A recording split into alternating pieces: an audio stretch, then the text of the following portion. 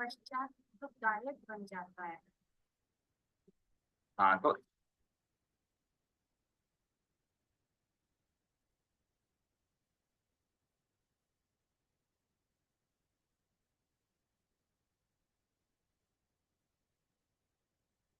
Sir हाँ, इस आपने जो भी ये बताया है, इसका मतलब हुआ कि अंतराय कर्म अपनी आत्मा का घात नहीं करता, इस वजह घात से। नहीं करते नहीं, क्या घात नहीं करते नहीं, कहीं पर भी स्पष्ट नहीं कहते। घात, घातिया की तरह घात नहीं करते, अन्य हाँ घाते वो, और वो घात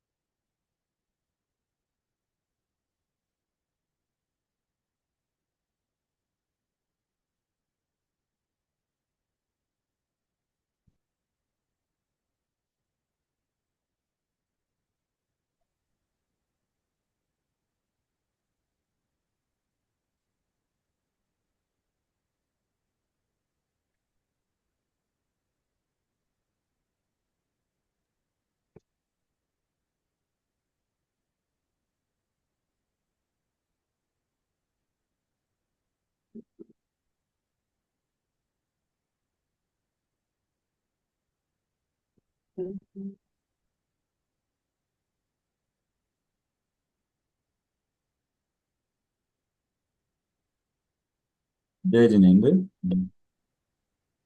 इतना पर नहीं लिख रहे अभी मैंने, कोई भी बोलिए। मंगलाचरण कर लेते हैं।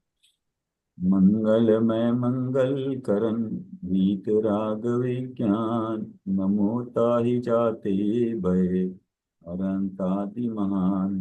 करि मंगल करि हो महान, अंत करण को काज। जाते मिले समाज सब, पावे निज पद राज। इस भव तरु का मूल एक, जानहु मिथ्या भाव।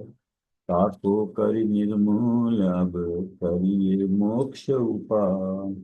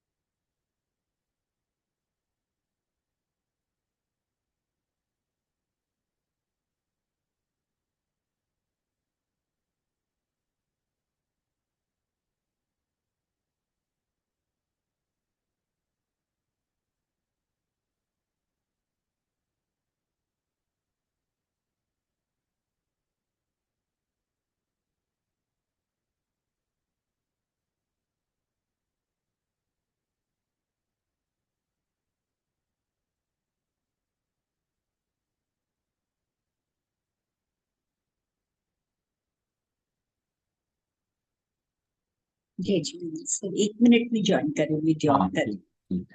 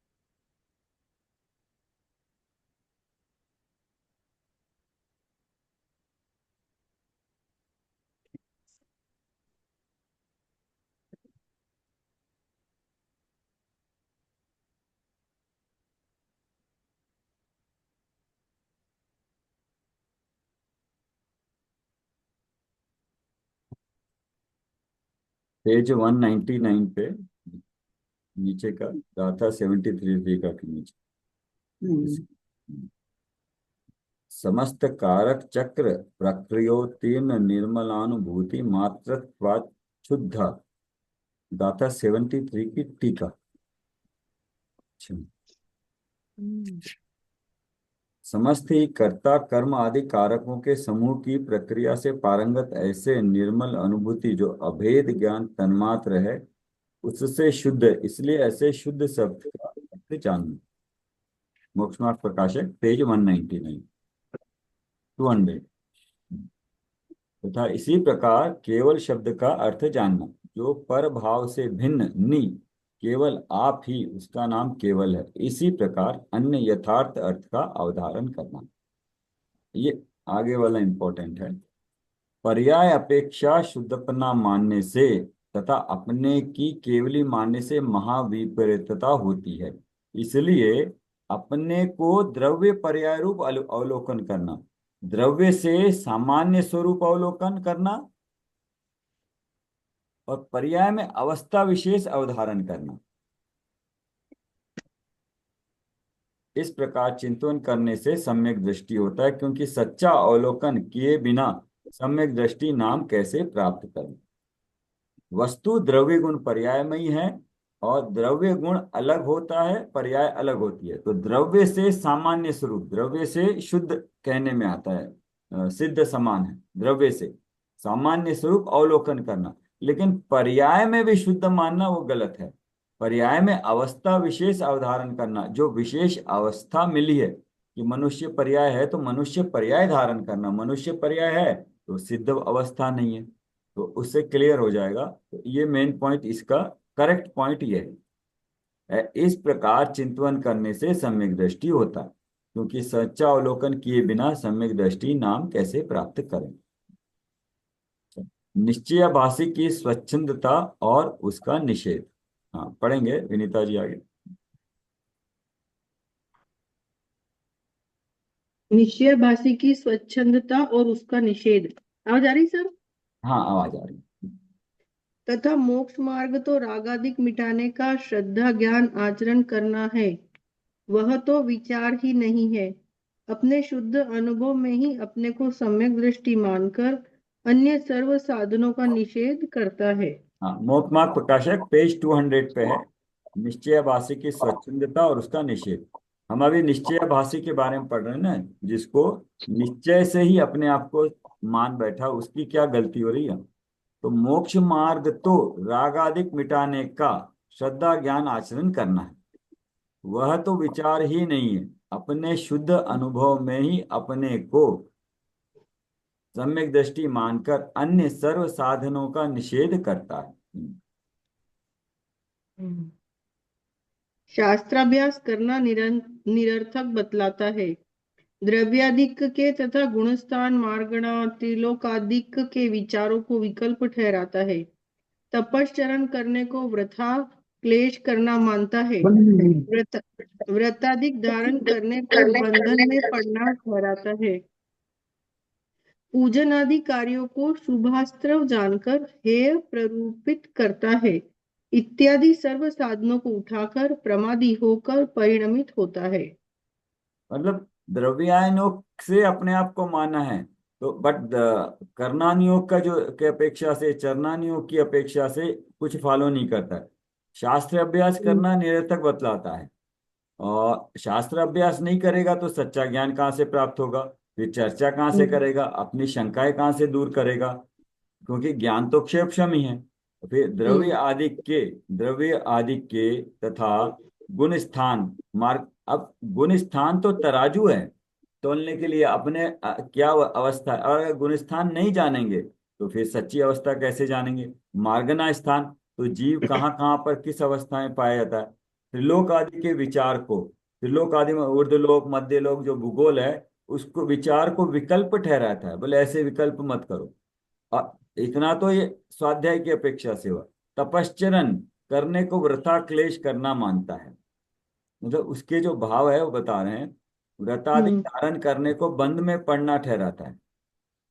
व्रत भी नहीं करेगा, तप भी नहीं करेगा, क्योंकि ये मानता है ना, तप और व्रत ये इससे क्या होता है, शरीर, ये शरीर से संबंधित माना है। अपने को तो वो शरीर मानता ही नहीं है, अपने को तो सिद्ध समान शुद्ध मानता है। पूजन आदि कार्यों को, पूजन आदि भी शुभ कार्य हुए ना, वो शुभ आश्रव, उनको शुभ आश्रव जानकर हेय प्ररूपित करता है।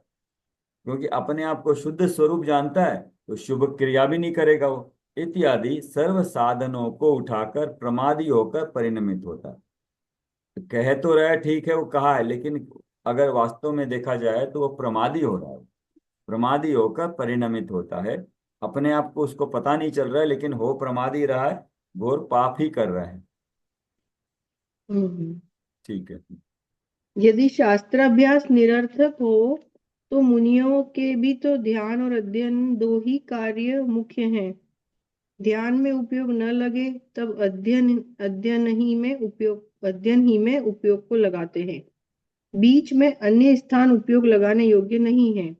तथा शास्त्राभ्यास द्वारा तत्वों को विशेष जानने से सम्यक दर्शन ज्ञान निर्मल होता है, तथा वहां जब उपयोग रहे तब तक कषाय मंद रहे और आगामी वितराग भाव की वृद्धि हो, ऐसे कार्य को निरर्थक कैसे माने। हम भी सोच सकते हैं कि शास्त्र अभ्यास करते हैं तो वो 21-22 पॉइंट तो देखे ही है, वो इनका सार ही है एक्चुअली। जो शास्त्र अभ्यास से लाभ, निरर्थक तो है नहीं है, क्योंकि मुनि लोग हैं, वो भी ध्यान, अध्ययन और ज्ञान और ध्यान दो ही काम होते हैं। ज्ञान मतलब अध्ययन का, और ध्यान, ध्यान में उपयोग न लगे तब अध्ययन में ही उपयोग को लगाते हैं, बीच में अन्य स्थान उपयोग लगाने योग्य नहीं है, मुनि के बराबर है। तथा शास्त्र अभ्यास द्वारा, ये शास्त्र अभ्यास से क्या होता है, तत्वों को, जो 7 तत्व हैं, जो जिनका तत्वार्थ श्रद्धानम सम्यक दर्शन है, अगर वहां से भी देखेंगे, तत्वार्थ सूत्र में लिखा है ना, तत्वार्थ श्रद्धानम सम्यक दर्शनम, तो तत्व क्या है, तत्वों को विशेष जानने से सम्यक दर्शन ज्ञान निर्मल होता है। तब वहां जब तक उपयोग रहे तब तक कषाय मंत्र, एक तो शास्त्र अभ्यास से तत्वों को विशेष जानने में जानते हैं, और उनके जानने से सम्यक दर्शन ज्ञान प्राप्त होता है और वो निर्मल होता है। और वहां जब तक उपयोग रहे शास्त्र अभ्यास में, तब तक मंद कषाय रहे। वो तो प्रत्यक्ष हमें समझ में आता ही है, स्वाध्याय करते हुए कषाय मंद होती है और आगामी वीतरागी भावों की वृद्धि होती है। ऐसे कार्य को निरर्थक कैसे माने, तो यहीं पे उसका विरोधाभास हो रहा है कि वो जो मानता है और जिससे फायदा होता है, दोनों को में मैच नहीं है। तथा वह कहता है कि जिन शास्त्रों में आध्यात्म उपदेश है, उनका अभ्यास करना अन्य शास्त्रों के अभ्यास से कोई सिद्धि नहीं है।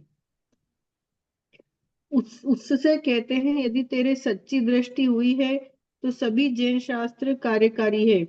वहां भी मुख्यतः आध्यात्म शास्त्रों में तो आत्म स्वरूप का मुख्य कथन है। सो सम्यक दृष्टि होने पर आत्म स्वरूप का निर्णय तो हो चुका। तब तो ज्ञान की निर्मलता के अर्थ व उपयोग को मंद कषाय रूप रखने के अर्थ अन्य शास्त्रों का अभ्यास मुख्य चाहिए, तथा आत्म स्वरूप का निर्णय हुआ है, उसे स्पष्ट रखने के अर्थ आध्यात्म शास्त्रों भी अभ्यास चाहिए। परंतु अन्य शास्त्रों में अरुचि तो नहीं होना चाहिए। जिसको अन्य शास्त्रों की अरुचि है, उसे आध्यात्म की रुचि सच्ची नहीं है। इसमें पहले भी बताया था ना, दूसरे जो हमने शायद यस सर पेज नंबर क्या है जय जी? 200 इन्होंने अभी लास्ट शायद पैरा। देखा था अगला, इसमें ये बताया था कि चारों अनुयोग की उपयोगिता बताई थी पहले, इससे पहले वाले सेमिस्टर में पढ़े थे कि चारों अनुयोगों की उपयोगिता है कि उनको पढ़ के अगर हम उसमें वितरागता निकालते हैं तो हमने चारों अनुयोग को सही तरीके से पकड़ा। तो किसी किसी भी अनुयोग में पक्षपाती नहीं होना चाहिए था, ये उसमें बताया था। तो वही कह रहे हैं, अगर तेरी दृष्टि सच्ची हुई है, पेज 200 पे लास्ट में, सभी जैन शास्त्र कार्यकारी है। और वहां ये भी बताया था ना कि दिन में या कभी कभी किसी किसी समय किसी चीज में इंटरेस्ट आता है, तो बदल बदल के शास्त्र पढ़ना, कभी आत्मा के संबंध में पढ़ रहे हैं तो द्रव्यानुयोग पढ़ना, कभी शिथिलाचारी हो रहा है तो चरणानुयोग पढ़ना, और अभी कभी किसी को अगर मैथ्स में विशेष जानकारी हो तो कर्णानुयोग पढ़ना, क्योंकि उसमें सूक्ष्म उपयोग लगता है। तो इसलिए सारे शास्त्र कार्यकारी है। आध्यात्म शास्त्रों में तो आत्म स्वरूप का मुख्य कथन है। तो अध्यात्म शास्त्रों में मुख्य कौन सा शास्त्र है जो हमने पढ़ा है अभी? समय सा समय सार अध्यात्म का शास्त्र है। और द्रव्यानुयोग के सारे हो जाएंगे। द्रव्यानुयोग के सारे द्रव्यानुयोग के सारे सामान्य रूप से कहेंगे, लेकिन अध्यात्म का शास्त्र तो मेन, जिसमें आत्मा के बारे में ही बताई है, मैं आत्मा के बारे में, तो मुख्य रूप से समय सार जैसे शास्त्र हैं। ज्ञान की निर्मलता के अर्थ व उपयोग को, अच्छा मान लो आत्मस्वरूप का निर्णय भी हो गया किसी को, तब भी तो शास्त्र कार्यकारी किस तरह से। अब अपना उपयोग कहाँ लगाएगा? अगर शास्त्र अभ्यास नहीं करेगा, ध्यान नहीं कर रहा है, तो कहाँ लगाएगा? फिर अशुभ में जाएगा उपयोग। तो उसके लिए भी उपयोग को मंद कषाय रूप रखने के अर्थ अन्य शास्त्रों का अभ्यास मुख्य चाहिए। और ज्ञान की निर्मलता मतलब शास्त्र अभ्यास कोई विषय में आता है और उसको फिर अन्य शास्त्रों से अन्य जगह से और पढ़े, तो एक तो ज्ञान की निर्मलता होती है, मतलब विशेष उस चीज के बारे में मालूम पड़ता है। और अपना उपयोग अशुभ से, वही कहते हैं ना, अशुभ से बचने के लिए शुभ में लगाने के लिए शास्त्र अभ्यास कार्यकारी है। तथा आत्म स्वरूप का निर्णय हुआ है उसे स्पष्ट रखने के अर्थ अध्यात्म शास्त्रों का भी अभ्यास चाहिए, परंतु अन्य शास्त्रों में अरुचि तो नहीं होनी चाहिए। हाँ, आपको आत्मा के स्वरूप को जानना है और आत्मा के स्वरूप को ही बार बार जानना है, तो उन्हीं के अध्यात्म शास्त्रों का अभ्यास करिए, लेकिन अन्य शास्त्रों में अरुचि नहीं होना चाहिए कि वो मेरे कार्यकारी नहीं है। क्योंकि शास्त्र पढ़ के शास्त्र में वीतरागता निकालना तो हमें आना चाहिए, जो कि अभी आप पुराण शास्त्र पढ़ रहे हैं तो उसमें कितना क्लियरली नजर आ रहा है कि पुराण पढ़ रहे हैं, प्रथमान योग का शास्त्र है, पुण्य पाप का है, लेकिन फिर भी हमें अगर समय शास्त्र नए अगर आता है तो उसमें भी स्वाध्याय की तरह ही होता है, उसमें भी आनंद आता है। जिसको अन्य शास्त्रों की अरुचि है उसे अध्यात्म की रुचि सच्ची नहीं है। चारों ही शास्त्रों के प्रति समता भाव होना चाहिए। पढ़े ना पढ़े अलग बात है, लेकिन कोई भी हाँ। शास्त्र कार्यकारी नहीं है या अरुचि हो, ऐसा नहीं होनी चाहिए। सर पढ़िए। ये तो सुविधा की दृष्टि से अलग अलग बांट दिए होंगे, एक रखते तो बहुत लेंदी हो जाता, तो थोड़ा सा उसको कैटेगरी वाइज कर दिया। हाँ, ये तो सब नहीं, एक ही ना सब्जेक्ट सर। वाइज भी हर एक में थोड़ा अलग अलग है, और कथन की अपेक्षा से भी अलग अलग है। समय सार में मुख्यतः ऐसे आत्मा की बात द्रव्य गुण से बताई गई, द्रव्य गुण पर्याय में, और द्रव्य गुण मतलब शुद्ध रूप से है वो बताया गया, और पर्याय की बात। और कर्णानुयोग में जीव की ही बात है, लेकिन अवस्था विशेष बताई गई कि जीव कहाँ कहाँ हो सकता है, तो अलग अलग अपेक्षाओं से बताई गई है। उसमें कर्म की अपेक्षा से ज्यादा है जीव कहाँ है, लेकिन अध्यात्म शास्त्र में जीव की अपेक्षा से ज्यादा है। और कथन भी अलग अलग है। अध्यात्म शास्त्र में अ, आत्मा को द्रव्य की अपेक्षा। आत्मा में कोई कर्म घुसा नहीं है कभी। आत्मा और कर्म दोनों मिले नहीं है, आत्मा में कर्म कुछ कर नहीं सकता, ऐसे कहते हैं। लेकिन वही चरणानुयोग पढ़ेंगे तो कहेगा कि आत्मा को कर्म कुछ नहीं कर सकता है, तो कर्मों को कैसे संभाल करें। पुण्य करने से कर्म, अच्छे कर्म बनेंगे, कहते हैं ना, पुण्य करो पाप मत करो। वो चरणानुयोग का कथन हो गया। तो कथन की दृष्टि से समझ में आना चाहिए कि उसमें क्या विशेष रूप से बताया गया है, तो नए की अपेक्षा से समझना आना चाहिए। प्रथमानुयोग में 63 सलाका पुरुषों की जीवनी है, और उसमें अलंकार यूज किया गया है ज्यादा, तो बैठाने के लिए, चीज को समझाने के लिए, तो अलंकार पूरी तरह से जैसा हुआ वैसा वैसा ही है, जानने की जरूरत नहीं है। उसमें से जो तत्व है वो अलग चीज है, और उसमें पुण्य पाप को ज्यादा जोड़ दिया गया है, पुण्य और पाप की दृष्टि से। तो वो द्रव्य प्रधान नहीं है कथन, और वो उसको एक कहानी की तरह से पढ़ सकते हैं, ऐसे ऐसे करते हैं तो ऐसे ऐसे हुआ, या उस समय में ऐसे हुआ था। और क्योंकि उस समय में क्या हुआ हमें तो पता नहीं है, तो हम बस उसमें से तत्व निकाल सकते हैं। तो मतलब हर अनुयोग का कहने की पद्धति अलग है, लेकिन उसका मूल तो वीतरागता है। एक वर्ड अगर वीतरागता का निकलना आया तो चारों ही अनुयोग का पढ़ना सार्थक होगा। लेकिन कर्णानुयोग पढ़ने से दो तीन कार्य होते हैं। कर्णानुयोग में बुद्धि विशेष सूक्ष्म रूप से लगती है, उपयोग सूक्ष्म होता है, और जितना सूक्ष्म हम वस्तु को जानेंगे ना, उतनी श्रद्धा पक्की होने में सहायता मिलती है। अब द्रव्यानुयोग कहता है कि ज्ञानी को कर्म नहीं बनते हैं, द्रव्यानुयोग कहता है। तो द्रव्यानुयोग कहता है का क्या मतलब है? द्रव्यानुयोग में कहता है कि चौथा गुण स्थान जिसको हो गया, अब उसको कर्म नहीं बनते। तो क्या ये सच्ची बात है? सच है भी नहीं है भी, किस अपेक्षा से? ज्ञानी को कर्म कैसे नहीं बनते, किस अपेक्षा से बनते हैं? और दूसरी अपेक्षा क्या हो सकती है? मंद कषाय। नहीं, कर्म नहीं बनते हैं का क्या मतलब? सर मिथ्यात्व और अनंतानुबंधी वाले जो कर्म है कषाय वाले वो नहीं बनते हैं, अच्छा, बाकी तो बाकी कर्म गिनने में नहीं आते क्या? आते हैं सर, लेकिन ये मिथ्यात्व सबसे ज्यादा महत्वपूर्ण है ऐसे इस अपेक्षा बिल्कुल से। बिल्कुल सटीक आंसर, कि मिथ्यात्व मेन है जो हमको संसार में रोक के रखता है, मिथ्यात्व और अनंतानुबंध। एक बार वो गई तो जीव का कभी न कभी मुक्त होगा, तो उस अपेक्षा से उसको कहते हैं कि बंद नहीं होता। लेकिन करना नहीं, वो कहता है कि 10वें गुण स्थान तक मोन्य कर्म का बंद है, सूक्ष्म लोभ का भी बंद है तो बंद है। और वो तो कहता है कि अरहंत को भी योगी, उनको भी सहयोगी का है, योग में अघात्य कर्मों का बंद होता है, उनको भी कहता है। क्योंकि जो जैसी वस्तु स्थिति है, एक कर्म का परमाणु भी बनता है तो क्या बंदी है आ- मतलब। ईरिया पथ आश्रव भी होता है तो उसको भी बंद कहता है, आश्रव कहता है।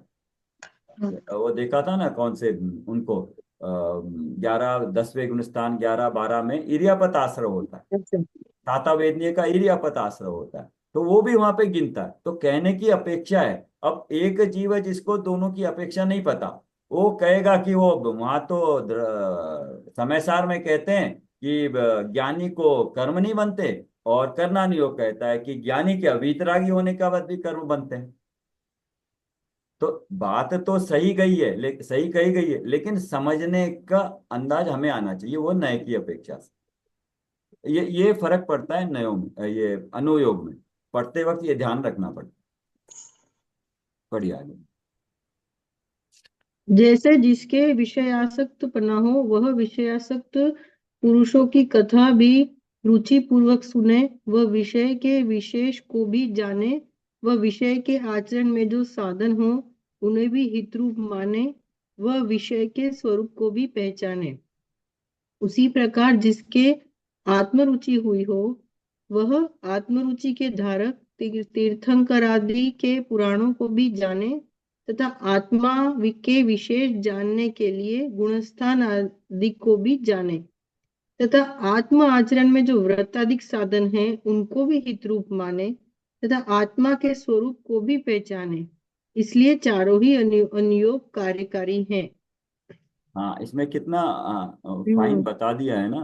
हम्म विषय मतलब इंद्रियों के विषय में, जिसको मतलब खाना पीना थोड़ा भी व्रत लेना बहुत मुश्किल है, उसको, ऐसे जीव को आसक्तपना हो, विषय आसक्त पुरुषों की कथा भी रुचि पूर्वक सुनने, वह विषय के विशेष को भी जाने, वह विषय के आचरण में जो साधन हो उन्हें भी हितरूप माने, वह विषय विषय मतलब इंद्रियों के विषय स्वरूप को भी पहचाने, अच्छा। मतलब उनके बारे में विशेष जानकारी प्रता करे, और उस विषय के आचरण में क्या क्या साधन है। उसी प्रकार जिस ये मतलब जिसको खाने पीने में रुचि है, तो वो उनके चीजों के बारे में जाने, उनको छोड़े तो किस तरह से छोड़े, ऐसे विशेष चरणानुयोग के बारे में मतलब पता करें। कि अगर खाने का किसी को बहुत हो रहा है कि कुछ छूट नहीं रहा है, तो जब वो वनस्पति के बारे में पढ़ेगा कि इस हम्म वनस्पति में इतने अनंत जीव होते हैं, तो उसको थोड़ा कर समझ में आएगा कि जीव हिंसा हो रही, तो छोड़ने का भाव अपने आप आएगा। तो इस तरह से, इसी प्रकार जिसके आत्मरुचि हुई हो, वह आत्मरुचि के धारक तीर्थंकर आदि के पुराणों को भी जाने, प्रथमानुयोग भी पढ़े, तथा आत्मा के विशेष, कर्णानुयोग में क्या होता है, आत्मा का विशेष जानने के लिए गुण स्थान आदि को भी जाने। तो जीव कांड में भी, कर्म कांड मतलब कर्णानुयोग में भी जीव गुण स्थान जानना तो सबसे पहले जरूरी है, वो हमने किया भी है इसलिए।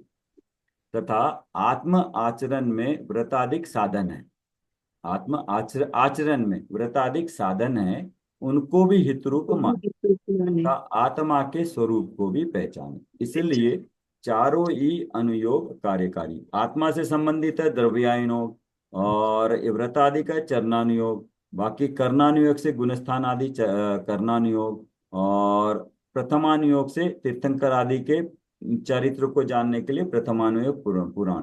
तो दो चारों ही अनुयोग कार्यकारी है। तो साथ उसकी गलती भी बता रहे हैं जो जीव की हो रही है, साथ ही साथ सही चीज क्या है वो भी बता रहे थे।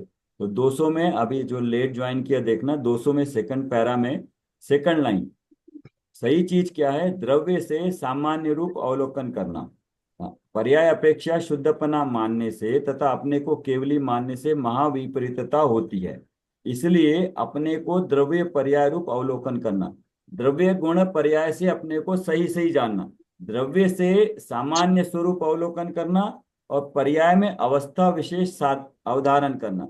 मतलब द्रव्य गुण से तो सामान्य रूप से त्रिकाल है, एक है, सिद्ध समान है जानना, लेकिन पर्याय में सिद्ध की पर्याय सिद्ध स्वरूप है, मेरी पर्याय मनुष्य रूप है, देव नारकी की पर्याय देव नारकी रूप है। तो वैसा विशेष, वो विशेष है ना, पर्याय का नाम ही विशेष है, तो विशेष समझना उसमें। वैसा चिंतन करने से सम्यक दृष्टि होता है। और अगर सच्चा अवलोकन किए बिना सम्यक दृष्टि कैसे नाम पर, तो ये अंडरलाइन कर लेना। और ये दूसरा पैरा भी चारों अनुयोग का, पेज 201 पे, इसको अंडरलाइन कर लेना कि चारों अनुयोग ही कार्यकारी है। नहीं समझ में आता अलग बात है, नहीं पढ़ते हैं अलग बात है, लेकिन अरुचि नहीं होनी चाहिए। अरुचि होने से क्या होगा, दूसरे शास्त्र को गलत बताएंगे, वो तो ठीक नहीं है। मतलब उसमें रुचि सच्ची है ही नहीं। फ्रेंच रहना। हाँ? अरुचि है मतलब उसमें आध्यात्म की रुचि सच्ची है ही नहीं। हाँ, सर नए लगा के देखना पड़ेगा कि किस एंगल से ये पढ़ना जरूरी है। अरुचि अगर किसी को कोई कहे कि करना नियोग अच्छा ग्रंथ नहीं है, पढ़ने की जरूरत नहीं है, उसको मत पढ़िएगा, तो उसने क्या किया ऐसा कह के? सर मतलब उसको आध्यात्म की रुचि है ही नहीं सच्ची। हाँ सच्ची नहीं है सर, ये ने क्या कहा, लिखा है। आज्ञा? सर अगर उसने किसी भी एक को बोल दिया कि ये अच्छा नहीं है, मतलब उसको वास्तव में रुचि ही नहीं है, अध्यात्म की रुचि भी नहीं है सर, ये लिखा है ना फर्स्ट लाइन में। ये भी है, ये भी है। बट हम्म। ये चारों अनुयोग किसने लिखे, किसने बताए, उसकी बात किसने बताया? हाँ उनको हाँ सर, जिन सर्वज्ञ ने बताया दे- सर। सर्वज्ञों सर्वज्ञ की ने। अवहेलना तो की है। अगर सर्वज्ञ ने बताई हम्म, है और गंधर ने उसको गूंथा है, आचार्य ने लिखा हम्म, है, तो क्या उन्होंने टाइम पास करने लिखा है? और अगर उन्होंने लिखा है तो उनका भी उपयोग इसमें लगा है ना, तो कार्यकारी समझ के ही तो उन्होंने लिखा है। हम्म। तो मतलब अब इस सर्वज्ञ की सर्वज्ञता पे ही डाउट करता है ये जीव। हम्म। और जो सर्वज्ञ की सर्वज्ञता ही पे श्रद्धा नहीं हो, तो वो तो फाउंडेशन ही ठीक नहीं है उसका। तो इसलिए तो हम्म। सबसे पहले सर्वज्ञ का हम्म, स्वरूप जानना, सच्चे देवगुरु शास्त्र का स्वरूप जानना, और उन्होंने जो लोक का स्वरूप बताया, 6 द्रव्य 7 तत्व का स्वरूप बताया, इसका स्वरूप सबसे पहले जानेंगे, तब ये वाली बातें आएंगी नहीं बाद में। मतलब स्टेप बाई स्टेप करेंगे, प्रोसीजर वाइज करेंगे, तो सब कुछ क्लियर होगा। फिर ये डाउट नहीं आएगा क्यों करें। हम्म। आगे पढ़िए। तथा उनका अच्छा ज्ञान होने के अर्थ शब्द न्याय शास्त्र आदि को भी जानना चाहिए। इसलिए अपनी शक्ति के अनुसार सभी को थोड़ा या बहुत अभ्यास करना योग्य है।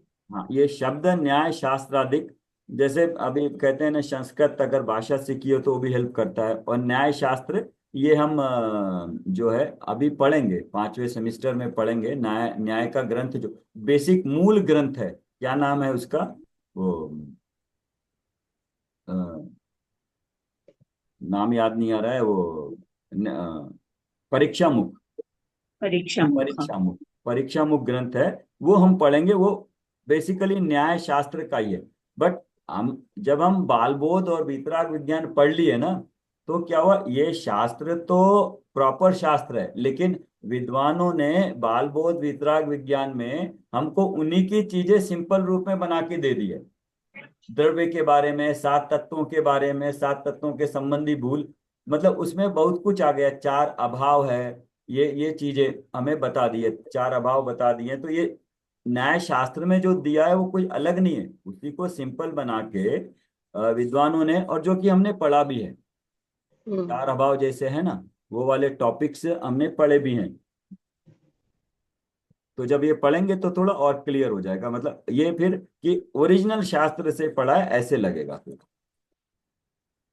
इसलिए अपनी शक्ति के अनुसार सभी का थोड़ा या बहुत अभ्यास करना योग्य, कम से कम उसको थोड़ा खोल के तो देखना चाहिए कि क्या लिखा है। हाँ? अभ्यास करना योग्य है। पढ़िएगा। फिर वह कहता है, पद्मनंदी 25सी में ऐसा कहा है कि आत्म स्वरूप से निकलकर बाह्य शास्त्रों में बुद्धि विचरती है, सो वह बुद्धि व्यभिचारिणी है। उत्तर, यह सत्य कहा है। बुद्धि तो आत्मा की है, उसे छोड़कर परद्रव्य शास्त्रों में अनुरागिनी हुई, उसे व्यभिचारिणी ही कहा जाता है। परंतु जैसे स्त्री शीलवती रहे तो योग्य ही है, और न रहा जाए तब उत्तम पुरुष को छोड़कर चांडाल आदि का सेवन करने से तो अत्यंत निंदनीय होगी। उसी प्रकार बुद्धि आत्म स्वरूप में प्रवर्ते तो योग्य ही है, और न रहा जाए तो प्रशस्त शास्त्रादि पर द्रव्यों को छोड़कर अप्रशस्त विषयादि में लगे तो महानिंदनीय ही होगी। तो मुनियों की भी स्वरूप में बहुत काल बुद्धि नहीं रहती, तो तेरी कैसे रहा करे। हाँ, वो कहता है आत्मा के स्वरूप में, आत्मा हूं ना, आत्मा के स्वरूप में रहना चाहिए, और दूसरे शास्त्रों को पढ़ने से, वहां बुद्धि लगाने से क्या फायदा।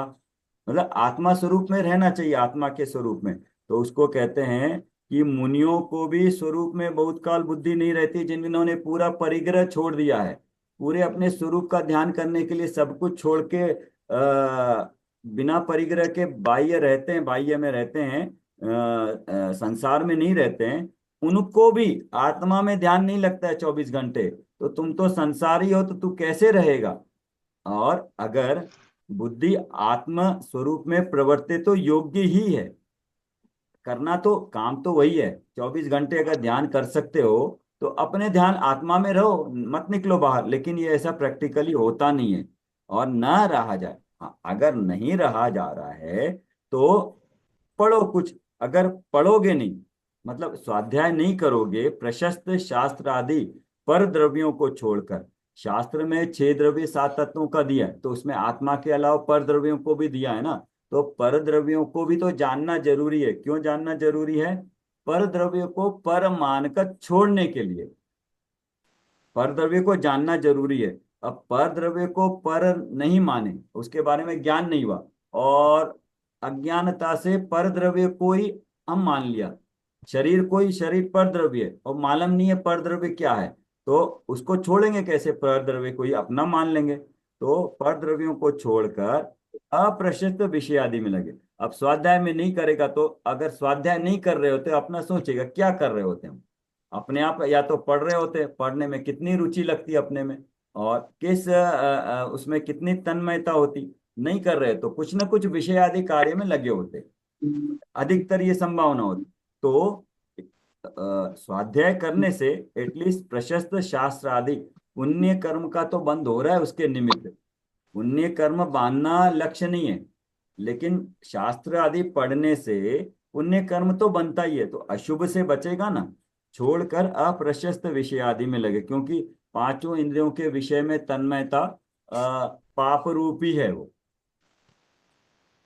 अप्रशस्त विषय आदि में लगे तो महानिंदनीय ही कार्य होगा ये। सो मुनियों को भी स्वरूप में बहुत काल बुद्धि नहीं रहती, तो तेरी कैसे रहा करे। इसलिए शास्त्र अभ्यास में उपयोग लगाना योग्य है।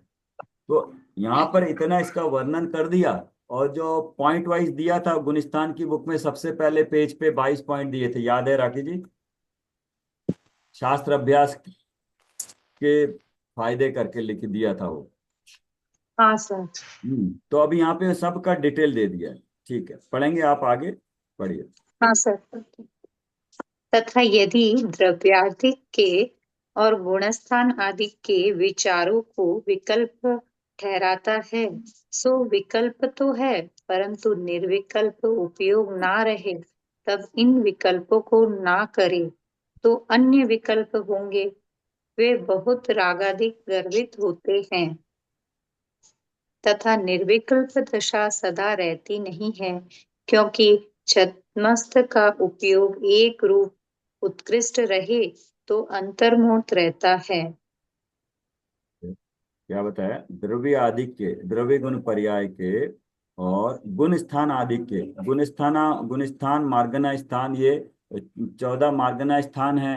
गुण स्थान जीव समास प्राण आदि न, ये मिला के, और फिर जाति कुल आदि मिला के, ऐसे 24 इसमें विषय आते हैं कर्णानुयोग के अंदर।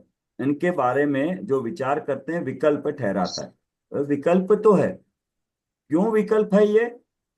क्योंकि इसके विपरीत है निर्विकल्पता। निर्विकल्प दशा। निर्विकल्पता है आत्मानुभव।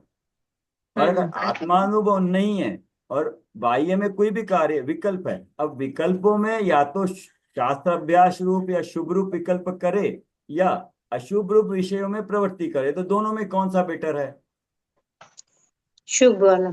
शुभ रूप। और शुभ में जब शास्त्र अभ्यास करेंगे तो ज्ञान भी निर्मल होगा ना, एक और हम्म कार्य होगा। पाप से तो बच ही रहा है और ज्ञान भी निर्मल हो रहा है, तो इसलिए। और अगर विषयों में प्रवृत्ति होगी तो बहुत राग आदि गर्भित होते हैं उसमें, वो कितना भी कर ले। विषयों में प्रवृत्ति होगी तो उसमें राग द्वेष बिना विषय देखने में आएंगे नहीं। अगर कोई कहे कि मैं पिक्चर देखने जा रहा हूँ लेकिन मैं उसको तटस्थ भाव से देख रहा हूँ, तो क्या ऐसे पॉसिबल होगा? पहली बात तो उसको जाने की जो इच्छा हुई है, उसके प्रति राग था, इसलिए तो उसकी इच्छा हुई ना। हम्म वो जो कह रहा है कि नहीं नहीं मेरी तो इच्छा नहीं है लेकिन मैं जा रहा हूँ, ये मतलब कह सकते हैं ना कि हम किसी और के साथ, हम कहते हैं ना कि हमारी इच्छा तो नहीं है लेकिन किसी और के जाना पड़ रहा है इसलिए जा रहा है ना। तो वहां कह रहे हैं कि वहां अपनी इच्छा गर्भित है, उसमें मेरा राग गर्भित है कि मैं भी देखूं। तो इस तरह से विषयों में प्रवर्ते तो वह राग द्वेष गर्भित है, और राग द्वेष तो हिंसा रूप है ही है। वो पुरुषार्थ सिद्धि में देखा था, राग द्वेष तो हिंसा है ही है। अपने राग द्वेष उत्पन्न होना ही वहां हिंसा हो गई है। और हिंसा 5 पाप रूप है, और पाप किया तो उससे कर्म, उससे खोटे कर्म बंधेंगे, और खोटे कर्म उदय में आएंगे तो दुख रूप है ना। तथा निर्विकल्प दशा सदा रहती नहीं है, क्योंकि छद्मस्त का उपयोग। तो छद्मस्त में किस किस को ले लिया इसमें? सर 12वें गुण स्थान तक। तो उसमें सम्यक दृष्टि भी आ गया और मुनि भी आ गया, दोनों हो गए। का उपयोग एक रूप उत्कृष्ट रहे तो एक अंतर्मूर्त तक रह सकता। इसको वो लगा लीजिए अपना बाहुबली का, या इवन आदिनाथ का भी। उन्होंने कितने दिन व्रत किया था? सर 13 महीना पहले स्टार्टिंग में। 1 साल किया ना। कार्य हाँ तो एक अंतर्मुहूर्त में हो जाता था, उन्होंने हाँ सब कुछ छोड़कर, वो भी तीसरे जंगल में सर। साल में जब शुद्धता इतनी थी, तब भी उनका अपरिग्रही होके ध्यान लगाया, तो भी एक अंतर्मुहूर्त के लिए ध्यान उनका कंटिन्यूअस नहीं हो पाया। तो हम्म कितना मुश्किल है एक अंतर्मुहूर्त में कंटिन्यूअस अपनी आत्मा पे ध्यान लगाना, बहुत हम्म मुश्किल है उससे। क्योंकि केवल ज्ञान उतना जब तक नहीं होगा तो केवल ज्ञान प्रकट नहीं होगा। तो मतलब मान हाँ लीजिए एक अंतर्मुहूर्त 16 समय का मान लीजिए, अगर 15 समय तक का भी हुआ तो केवल ज्ञान तो नहीं होगा, नहीं होगा, हाँ। कंटिन्यूअस 16 समय तो होना ही पड़ेगा। तो मतलब इतनी कोशिश कर रहे हो, इतना ध्यान कर रहे हैं, फिर भी 16 समय कंटिन्यूअस अपनी आत्मा का अनुभव नहीं हो पा रहा। मतलब हम्म वैसे वैसे जो पुरुष हैं, शलाका पुरुषों में तीर्थंकर रूप में है, उनको नहीं हो पाता है। तो ये जो जीव संसार में है, रागी द्वेषी, वो इतनी सारी बातें कर रहे हैं। मतलब हमें अपने ही रूप में, हम कभी कभी ऐसे भाव अपने को ही आते हैं ना, कि ये और की बात नहीं है, हमारे ही मन में सवेरे शाम को या किसी वक्त ऐसे भाव आते रहते हैं। तो उनका निराकरण इस तरह से होना चाहिए।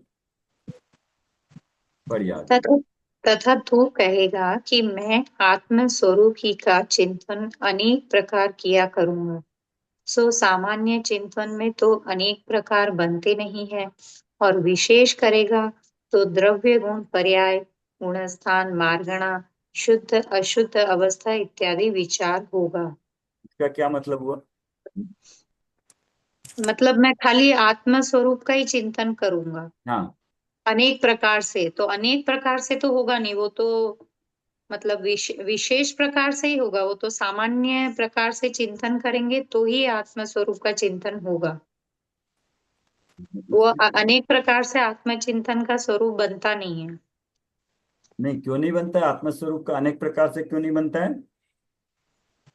क्योंकि सिर्फ इसमें सर आत्मा की ही बात है, तो उसको कुछ विशेष तरीके से सोचते हैं तो फिर वो मतलब ये जैसे विशेषपना आ जाता है, मतलब जैसे द्रव्य गुण पर्याय गुण स्थान, मतलब अलग अलग टॉपिक पे चिंतन होता है फिर ऐसे। और कोई बताना चाहेगा, मतलब यहाँ क्या कहना चाह रहे हैं? सर जैसे समय सार में बोला ना कि जैसे हम्म, आत्मा एक अखंड है, मतलब शुद्ध एक अखंड है। आप अलग अलग एंगल से समझने के लिए समझते हैं कि ये गुण है, ये द्रव्य है, बट है तो एक ही वो। मैं वही एक त्रिकाल शुद्ध अखंड ज्ञायक यहाँ पे स्वभावी जो हूँ। कहना चाह रहे हैं वो आपका पॉइंट सही सर है। यहाँ जो ये पॉइंट लोग उल्टा बताना बोल चाह रहे हैं। सर ये जो बोल रहे हैं राखी जी, ये उल्टा बोल रहे हैं। हमें विशेष प्रकार से चिंतन करना है, द्रव्य गुण पर्याय से, गुण स्थान मार्गण, और सामान्य चिंतन में तो इतने प्रकार बनेंगे नहीं। नहीं, हाँ, जैसे इसमें ये ये बोले कहना तो चाहेंगे, उल्टा बोले कि इसमें ये ऐसा मुझे कहना चाह लगता रहे हैं आत्मा के बारे में पढ़ेंगे तो आत्मा के बारे में कितना पढ़ेंगे। आत्मा के आत्मा स्वरूप जानने के लिए क्या है, 6 द्रव्य है, 7 तत्व है, उनका स्वरूप जान लिया। अब उससे जानने के लिए उसमें थोड़ा विशेष और थोड़ी सी अंदर निर्मलता के लिए पढ़ेंगे। लेकिन अभी बार है। बार हाँ उसमें क्या आता है, 6 द्रव्य होते हैं, उसमें 6 द्रव्यों के नाम से 6 से 7 द्रव्य नहीं होते और 5 द्रव्य नहीं होते। अब उसमें जब भी पढ़ोगे 6 द्रव्य तो 6 द्रव्य होते हैं, उनके सामान्य गुण होते हैं, विशेष गुण होते हैं। अब कोई भी ग्रंथ ले लो छोटा बड़ा, उसमें इसके अलावा कोई नई बात होगी नहीं। तो लगेगा कि ये तो पढ़ लिया जानते हैं, तो अब उसमें विशेष रुचि नहीं आएगी। लेकिन इसलिए इसलिए उसमें जो चीज है सो है, बस जान लिया, खत्म हो गया। ऐसे ही उसमें 6 द्रव्य 7 तत्व का स्वरूप जान लिया। अब उसमें विशेष कुछ जानने को लगता है कि है नहीं। हाँ, लेकिन अपनी भूलें दूर करने के लिए। लेकिन यहाँ जो बात कर रहे हैं तो वो चिंतन अनेक प्रकार किया करूंगा, सो सामान्य चिंतन में तो अनेक प्रकार बनते नहीं है। बनते नहीं, विशेष मतलब करेगा तो ही 6 द्रव्य तो होगा। 6 द्रव्य हो मतलब गए। सर निर्विकल्प दशा है ना सर, उस समय अगर विकल्प आएंगे ऐसे कि नहीं, अभी ये गुण अभी वो नहीं, स्थान। अभी नहीं। लेकिन अभी वो जो तो ये एक बात कर रहे हैं, निर्विकल्प दशा तो बहुत कम होती है समय की। नहीं, अभी ये जो कह रहे हैं, ये जो द्रव्य सामान्य रूप से 6 द्रव्य 7 तत्वों का उसमें इंफॉर्मेशन बहुत कम है, सीखने के लिए बहुत कम है, मेन वो है। लेकिन अगर उनको अलग अलग तरीके से जानना हो, विशेष जानना हो, है ना, तो द्रव्य गुण पर्याय से, गुण स्थान से, मार्गना स्थान से, शुद्ध अवस्था इत्यादि विचार करेगा। इसमें हम्म। विशेष, ये विशेष अवस्थाएं कि आत्मा संसारी है, तो अब संसार में कौन कौन सी गति होती है, कौन कौन सा कर्म करने से कौन कौन सी गति मिलती है, ये क्या है, गति मार्गना की अपेक्षा विशेष है ये। तो विशेष जानते हैं तो उपयोग भी विशेष लगता है और ज्ञान भी सूक्ष्म होता है। तो उस अपेक्षा से विशेष करेगा तो द्रव्य गुण पर्याय, गुण स्थान, मार्गना स्थान, शुद्ध अशुद्ध अवस्था इत्यादि विचार होगा उसमें। तो ये अभी आपको भी जैसे वर्तमान परिस्थिति में जैसे ये मार्गना स्थान आदि पता नहीं है, 14 मार्गना स्थान है, गुण स्थान है, जीव समास है, प्राण आदि है, या जाति कुल अपेक्षा से ये 24 स्थान होते हैं। तो इनको अभी नहीं जानते, अब इनको पढ़ना और उनके बाद जानना उनको, तो आपको फिर से द्रव्यानुग पढ़ना, समय सार पढ़ना, तब एक अलग विशेष प्रकार का समझ में आएगा और आनंद आएगा उसमें। अच्छा, एक विशेष समझ आएगी, वो पढ़ के करेंगे तो द्रव्यानुग से काम हो जाएगा, आत्मानुभूति हो जाएगी निर्विकल्प। लेकिन जो समय है और वस्तु व्यवस्था को विशेष अच्छी तरह जानने के लिए, एग्जाम्पल है जो प्रथम प्रथमोपशम सम्यक है ना, उसको उसको द्रव्यानुग से पढ़ा और पंचलब्धि से पढ़ा, तो दोनों में कुछ फर्क मालूम होता है। पंचलब्धि में सारा कर्म की अपेक्षा से, और द्रव्यानुग तो बोल दिया कि कर्म में तो मुझ कर ही नहीं सकता, तो टॉपिक खत्म हो गया। लेकिन अगर पंचलब्धि की अपेक्षा से हम प्रथमोपशम सम्यक्त के बारे में पढ़ेंगे तो कर्णानुयोग का विषय, इतना विषय क्लियर होता है, पता चलता है सम्यक के बारे में ही। हम्म। क्योंकि कर्म, विशेष रूप से पता लगता है सर। आत्मा, आत्मानुभूति तो आत्मानुभव है, बस खत्म हो गया, और कह दिया कि ये तुम्हारे अपना वेदन का विषय है, इससे ज्यादा हम कुछ बता नहीं सकते। लेकिन अगर उसको कर्मों की अपेक्षा से बताए, कर्मों में क्या क्या हो रहा है उस, तब लगता है कि तो अरे इतना कुछ हो रहा है कर्मों में एक अंतर्मुहूर्त में। तो सबसे पहले तो क्या होता है, सर्वज्ञ की सर्वज्ञता पे, उनके चमत्कार इतना जानते हैं, उस पे श्रद्धा आती है। सबसे पहले सर्वज्ञ की सर्वज्ञता पे कि वो इतना कुछ जानते हैं, इतना कुछ, और विषय वस्तु इतनी सूक्ष्म है, कर्मों में इतना कार्य होता है। और जब सर्वज्ञ की सर्वज्ञता पे श्रद्धा होती है तो फिर उन्होंने जो भी अनुयोग बताया उसमें सहज रूप से श्रद्धा हो जाती है, फिर डाउट नहीं होता है ऐसे। फिर कोई भी अनुयोग पढ़ो, आसानी से पढ़ेगा, क्योंकि उसको सर्वज्ञ की सर्वज्ञता पे विश्वास हुआ है। तो कर्णानुयोग पढ़ने से श्रद्धा विशेष होती है, ये कहा है। हम्म। अशुद्ध अवस्था इत्यादि विचार होगा। आपने क्या बोला, विकल्प निर्विकल्प? नहीं मतलब ऐसे जब ये द्रव्य गुण पर्याय का सोचते हैं तो सर ऐसे मन में विकल्प उठते हैं ना सर। गुणस्थान का जैसे पढ़ा है तो अगर सोचते हैं तो उसमें मतलब विकल्प नहीं है, निर्विकल्प अगर वो चिंतन करोगे जो पढ़ा है गुणस्थान आदि, वो तो चिंतन होगा। वो विकल्प ठीक है, लेकिन वो चिंतन तो कार्यकारी है हमारी भूमिका में। ना सर, कार्यकारी तो है सर, सब चीज ही कार्यकारी अभी जो भी अपन कर रहे हैं। लेकिन मतलब मैं ऐसे कह रही थी कि जो निर्विकल्प दशा कह रहे हैं ना, तो बस वो तो वैसे ही होगा कि एक रूप चिंतन की भाई मैं तो सिर्फ ऐसा ही हूँ। उसमें हाँ, अगर भेद आने लग जाएंगे तो फिर कैसे होगा सर। नहीं समझ में वो आया। तो इसके आगे आएगा, ये प्रोसेस इसके आगे चलेगा। लेकिन जब आत्मानुभूति होगी तब तो सब एक रूप से ही होगी ना सर। सामान्य रूप से ही मैं ऐसा हूँ। अब हाँ, वो लेकिन यहाँ पे यही आप, बता रहे हैं, मेरे आप ख्याल से नहीं यहाँ किए पे जो तो क्या? टॉपिक चल रहा है वो यही बता रहे हैं कि क्योंकि वो निर्विकल्प दशा बहुत थोड़े समय के लिए होती है, इसलिए हाँ, इसलिए ये ये सब जो है वो करना कार्यकारी जरूरी है। है। हाँ हाँ, ठीक है। बढ़िया आगे। हाँ, जैसे बताया मुनिराजों को भी नहीं हो रहा है वैसे। हाँ, तो अभी आगे पढ़ना है, या थोड़ा जो कल पढ़ा था गुणों के बारे में उसको थोड़ा डिस्कस करें? हाँ सर, कल वाला एक बार करिए हाँ ना, हाँ, मेरा मिस हो गया था सर वो। नहीं, सर कल कल क्या वो नहीं जो था। चार्ट बना रहे थे वही तो ना सर। हाँ हाँ केवल ज्ञानी वाला जो हाँ, था। सर वही करते हैं सर। वो करें। हाँ, हाँ सर। ठीक है, फिर थोड़ा पढ़ना हो गया, दो से दो यहाँ रुके थे।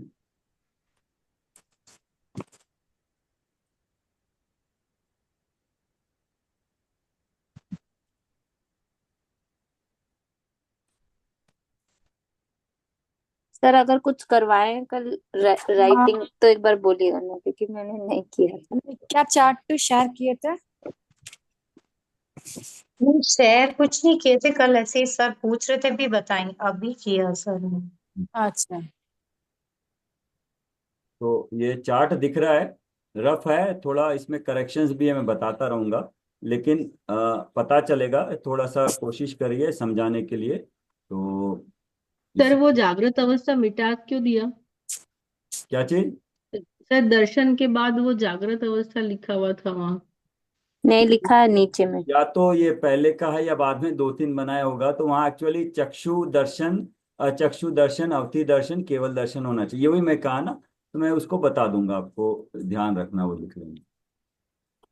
हम्म। तो बेसिकली क्या है, जीव, मैं जीव हूं, तो मेरे गुण कौन कौन से हैं? द्रव्य गुण पर्याय है ना, मेरा स्वभाव कैसा है, द्रव्य गुण पर्याय में ही। तो द्रव्य से तो मैं आत्मा हूं। तो आत्मा क्या है, गुणों के समूह को आत्मा कहते हैं। तो गुण कौन कौन से हैं मेरे? और ज्ञान। द्रव्य गुण है तो उनकी पर्याय भी है। द्रव्य है तो द्रव्य की पर्याय है, और द्रव्य की पर्याय क्या है, मनुष्य पर्याय मेरे आत्म द्रव्य की पर्याय है। और जो गुण है, दर्शन ज्ञान ऐसे जानेंगे, तो गुणों की पर्याय कौन सी है वो जानेंगे। तो द्रव्य गुण पर्याय मैं हूं, ये पहला हो गया। और द्रव्य गुण की पर्याय, द्रव्य की पर्याय, गुण की पर्याय, तो वो जानेंगे। तो वैसा जानेंगे तो हमें पता चलेगा कि कौन से गुण की किस तरह की पर्याय होती है, वो पर्याय होने में कौन सा कर्म निमित्त है, और उसका नाश होने से क्या प्रकट होता है। पर्याय में सारा कार्य पर्याय में ही होगा। तो जीव के गुण हम देखते हैं, अनंत चतुष्टय में चार आते हैं: अनंत दर्शन, हम्म। अनंत ज्ञान, अनंत वीर्य और अनंत सुख। तो अनंत ज्ञान कहते हैं तो ज्ञान गुण से संबंधित है। हम्म। तो गुण है ज्ञान, जो त्रिकाल हम्म। रहता है, आत्मा गुण से बना है ना, तो गुण आत्मा में त्रिकाल रहता है। तो एक है ज्ञान, तो ज्ञान का हम्म। सामान्य से कहेंगे तो हम जो जानते हैं। और दूसरा है दर्शन गुण, तो वो है देखना। तो हम कहते हैं ना, मैं ज्ञाता दृष्टा हूँ, मेरा काम जानना देखना है। तो इन्हीं इन्हीं को दोनों को मिला के जानना भी हुआ, देखना भी हुआ। तो इन दोनों को मिला के ये मेरा स्वभाव है, ये जानना देखना मेरा स्वभाव है, यही काम मैं प्रति समय करता हूँ। जानना देखना, जानना देखना। तो अ, तीसरा है वीर्य गुण। तो वीर्य गुण में एक्चुअली 5 आते हैं, वो इसमें समाहित हो जाते हैं, या दान लाभ भोग उपभोग भी होते हैं, वो भी है। तो बट उसमें से वीर्य गुण को मुख्य लिया है। और जब अनंत वीर्य कहते हैं तो यही यही जो ज्ञान है, जो ज्ञान अनंत ज्ञान केवल ज्ञान रूप पर्याय में बदलता है, ऐसे ही दर्शन भी केवल दर्शन पर्याय में प्रकट होता है, और वीर्य अनंत वीर्य रूप गुण प्रकट होता है। तो पहले इन तीन का कुछ समानता है, इसलिए पहले इन तीन को देखेंगे, उसके बाद चौथा मोहनीय कर्म है, उसको अलग से देखेंगे। तो अब ज्ञान की, ज्ञान गुण है, मतलब ये त्रिकाल मेरे साथ है, ज्ञान दर्शन वीर्य ये मेरे गुण है, त्रिकाल मेरे साथ है। तो उनकी अब गुण है, तो गुण में तो कुछ नहीं होता, गुण तो प्रति समय कार्य रूप होता है, उस गुण में वो न तो कम होता है न ज्यादा, लेकिन वो प्रकट किस रूप में होता है, पर्याय होती है। तो पर्याय कौन कौन सी है गुण की, ज्ञान गुण की? मति ज्ञान, श्रुत ज्ञान, अवधि ज्ञान, मर पर्याय ज्ञान, केवल ज्ञान। तो ये हाँ। देखा है हमने। तो ये पांचों क्या है, ये ज्ञान गुण की पर्याय है। ये केवल ज्ञान भी पर्याय रूप है, वो प्रकट होता है, वो त्रिकाल नहीं होता है। ऐसे ही मति श्रुति ज्ञान भी त्रिकाल नहीं होते हैं, अवधि मन पर्याय ज्ञान भी किसी किसी पर्याय में किसी किसी को किसी समय होता है, एक त्रिकाल नहीं रहता। और केवल ज्ञान भी अभी नहीं है हमको, तो जिसको सिद्धावस्था में प्रकट होता है उसके बाद अनंत काल तक रहता। तो मतलब केवल ज्ञान अभी नहीं है, कभी प्रकट होगा तब होगा, लेकिन वो त्रिकाल मेरी पर्याय में नहीं रहता। तो इसका मतलब इन तीनों की उत्पत्ति कहाँ से होती है, इनकी फैक्ट्री क्या है? वो है ज्ञान गुण। फैक्ट्री है ज्ञान गुण। उसमें से अभी हम में वो हम मति श्रुत ज्ञान रूप कार्य हो रहा है, और केवली को केवल ज्ञान रूप कार्य हो रहा है। लेकिन अगर गुण की अपेक्षा से देखेंगे तो केवली का ज्ञान गुण दर्शन गुण वीर्य गुण वो और हमारा गुण एक जैसा है। उसमें से फैक्ट्री में से आज आज कौन सा माल निकल रहा है, हमारा मति श्रुत निकल रहा है, और उनको कौन सा प्रोडक्ट बन रहा है, वो केवल ज्ञान रूप हो रहा है।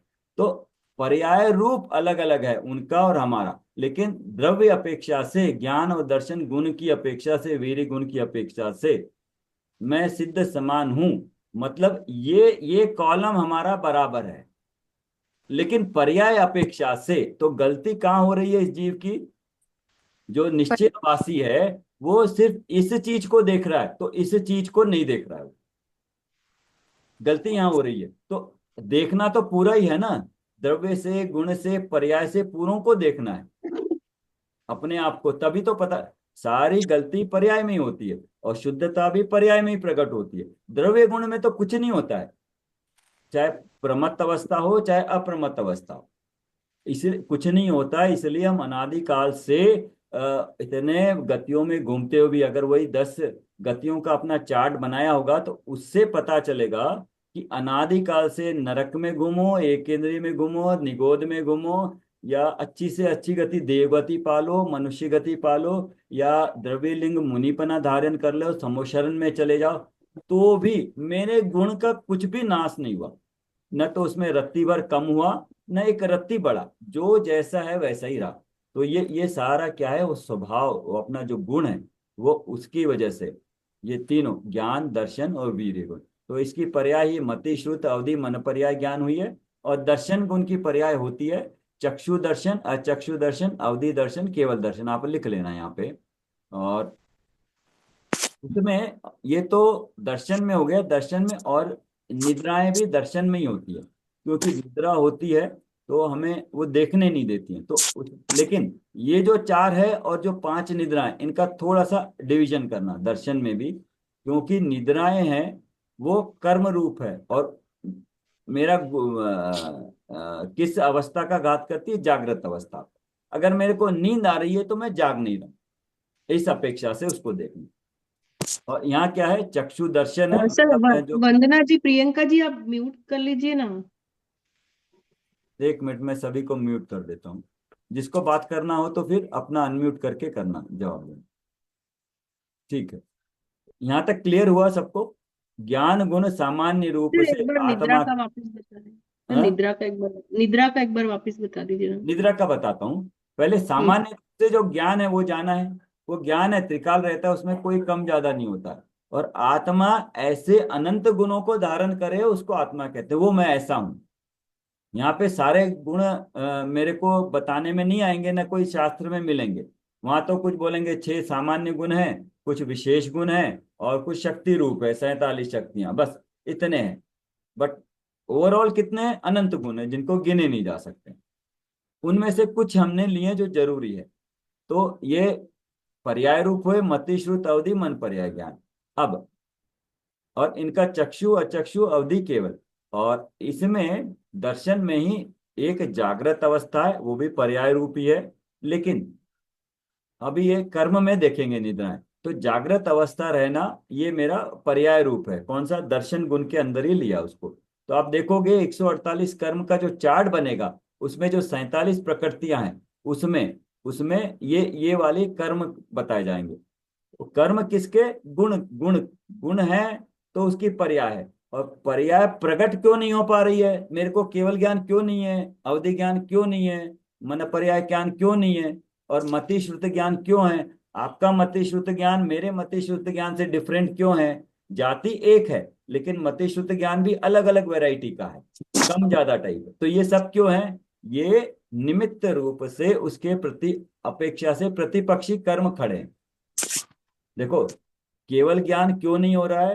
कहने में आएगा मेरे को कर्मों ने घेर रखा है इसलिए नहीं हो रहा है। लेकिन मैडम ने बताया था, याद है शुरू शुरू में, मैं अपने स्वरूप को नहीं जान के पुरुषार्थ नहीं कर रहा हूं कि अपने स्वरूप को जान के अपने स्वरूप में रहूं, तो केवल ज्ञान प्रकट हो जाएगा। लेकिन संसार अवस्था में कर्म भी कार्यकारी है, उनका भी निमित्त होता है, इसलिए कर्मों को अपेक्षा से भी देखते हैं।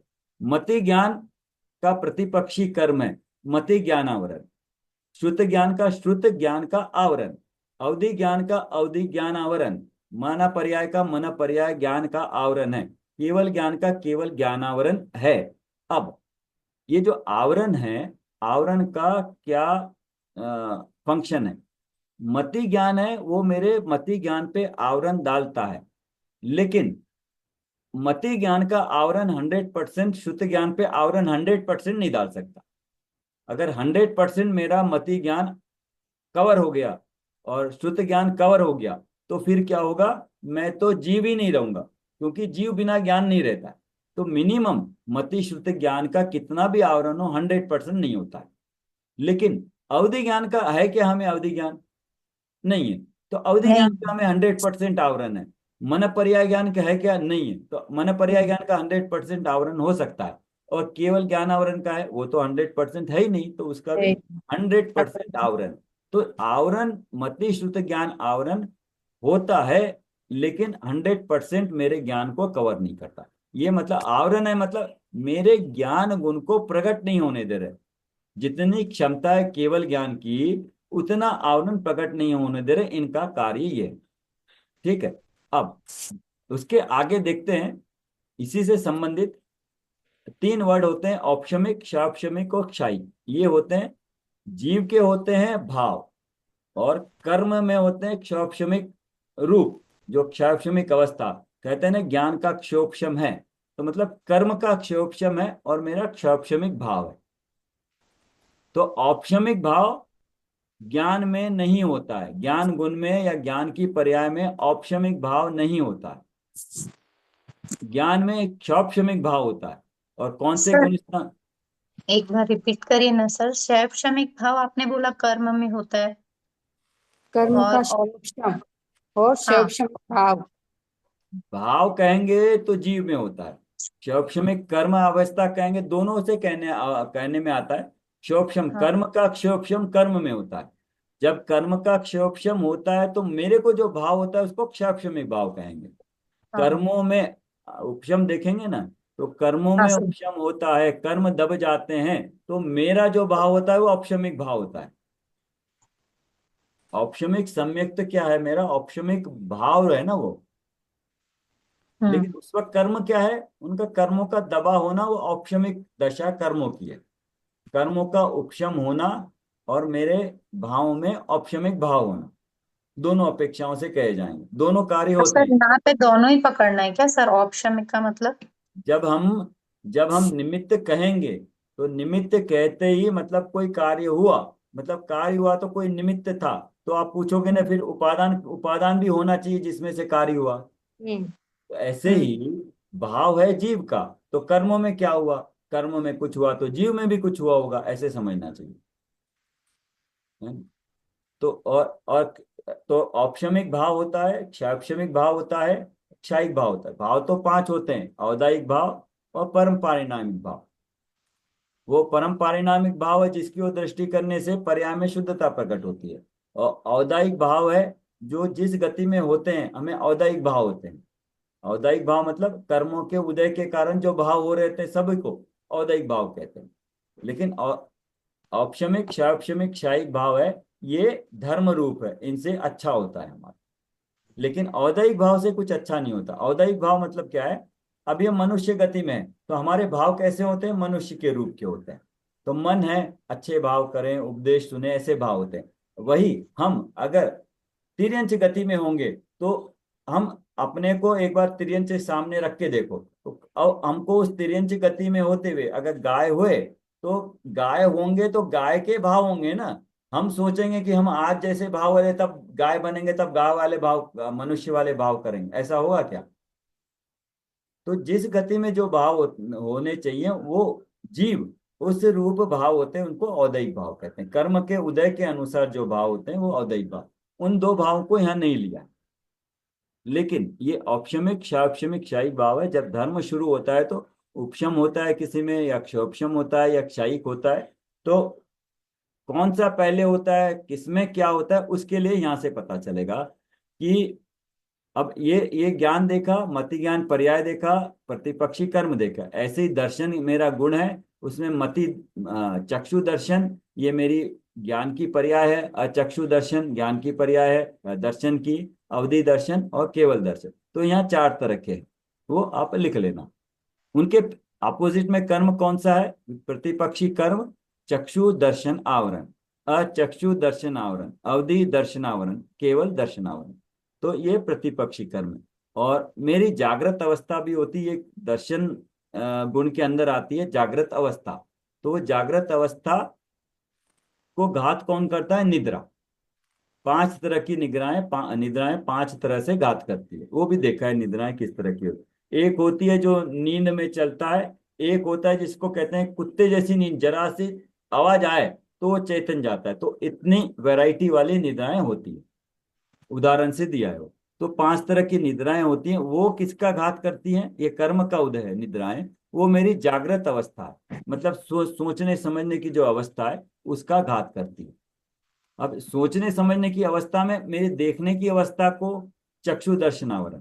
तो ये आवरण है, आवरण ये अवधि दर्शन आवरण पूरी तरह से आवरण है। मेरे को अवधि दर्शन नहीं है क्योंकि केवल ज्ञान नहीं है और अवधि ज्ञान नहीं है, मन पर्याय ज्ञान नहीं है। तो मेरे को अवधि दर्शन भी नहीं है, केवल दर्शन भी नहीं है। क्यों, क्योंकि केवली दर्शन के बाद ही केवली ज्ञान होता है ना। लेकिन जो केवली को केवली दर्शन से और केवली ज्ञान से जाता है वो तो युगपद एक साथ जानते हैं, हाँ। है ना।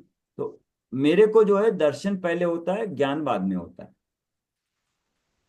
लेकिन यहाँ पे मन पर्याय दर्शन नहीं है, एक चीज याद रखना, वो हाँ। दर्शन नहीं है। हाँ, तो अवधि दर्शन केवली दर्शन, तो अवधि दर्शन मेरा 100% नहीं है, केवल दर्शन मेरे को 100% नहीं है। लेकिन चक्षु अचक्षु क्षोक्षम रूप है इन दोनों में। और तीसरा निद्राएं जागृत अवस्था है। ये विनीता जी बस इसको इतना ही समझ लेना, ये चार अलग है, ये पांच अलग है। निद्राएं मेरी जागृत अवस्था का घात करती है। पांच तरह की निद्राएं इंटेंसिटी वाइज वो मेरी जागृत अवस्था का घात करती है। इतना अभी समझ लेना। और अभी तीसरा गुण बचा है वीर्य गुण। तो वीर्य गुण की अपेक्षा से और चार भी आ जाते हैं, दान लाभ भोग उपभोग है ना, वो भी उसमें आ जाते हैं। लेकिन वीर्य गुण मुख्य रूप से कहेंगे तो बाकी भी समझ लेना। और इसमें अंतराय, ये क्या है, अंतराय अपेक्षा से। वीर्य गुण मतलब मेरी शक्ति रूप है। ये अंतराय लिखा है लेकिन ये मेरी वीर्य गुण मतलब शक्ति है। ये पर्याय में क्या है, शक्ति, प्रकट शक्ति।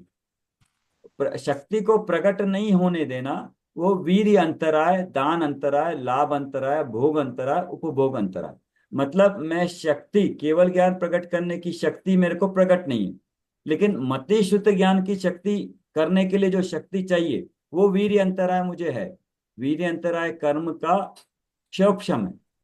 ये अंतराय इसको सही वर्ड नहीं होगा। शक्ति, शक्ति रूप अवस्था, तो कितनी प्रकट शक्ति है वो लिखना पड़ेगा। तो वीर्य, दान, लाभ, भोग, उपभोग, ये कर्म है अंतराय। इसके आगे अंतराय लगाएंगे ना, वीर्य अंतराय, भोग अंतराय, दान अंतराय। मैं दान देना चाहता हूं, निश्चय से दान, अपने ज्ञान का दान अपने को, आत्मा को देना चाहता हूं, नहीं दे पा रहा, अंतराय कर्म। बाह्य में कोई किसी मंदिर में कुछ दान देना चाहता हूं, वहां दान नहीं देना पा रहा हूं, इच्छा हुई लेकिन फिर भी हाथ से निकलते निकलते पैसे वापस आ गए, वो अंतराय हो गया।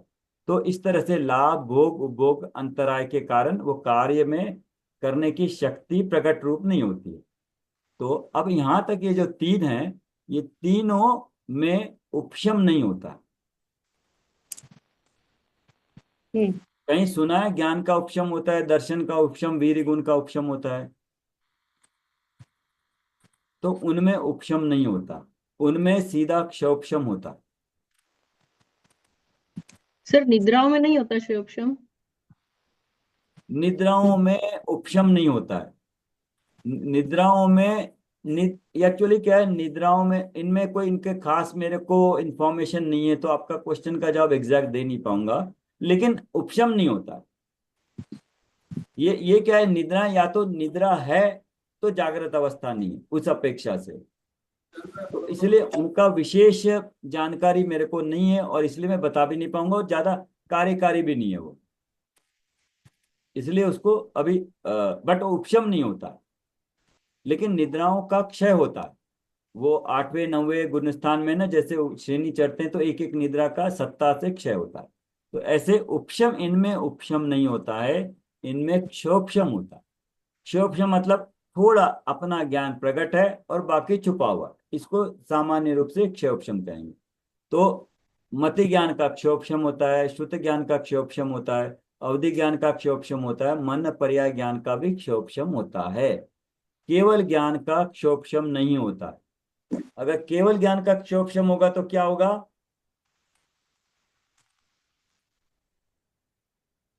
पूरा केवल ज्ञान होगा, थोड़ा नहीं होगा, सर ऐसा पूरा होता नहीं। दिन कैसे नहीं होगा हो सर? सकता। थोड़ा केवल ज्ञान है, ये थोड़ा देख पा रहा हूं, लेकिन थोड़ा केवल ज्ञान नहीं है कि थोड़ी जगह का, थोड़ी किसी को देख पा रहा हूं कि आप क्या सोच रहे हो वो मैं देख पा रहा हूं, लेकिन दूर जो है उनको नहीं देख पा रहा हूं, ऐसा नहीं है। तो है, नहीं है तो नहीं है, बस उसमें क्षोभशम नहीं है। लेकिन मति, श्रुत, अवधि, मन पर्याय ज्ञान में ऐसा होता। हम्म।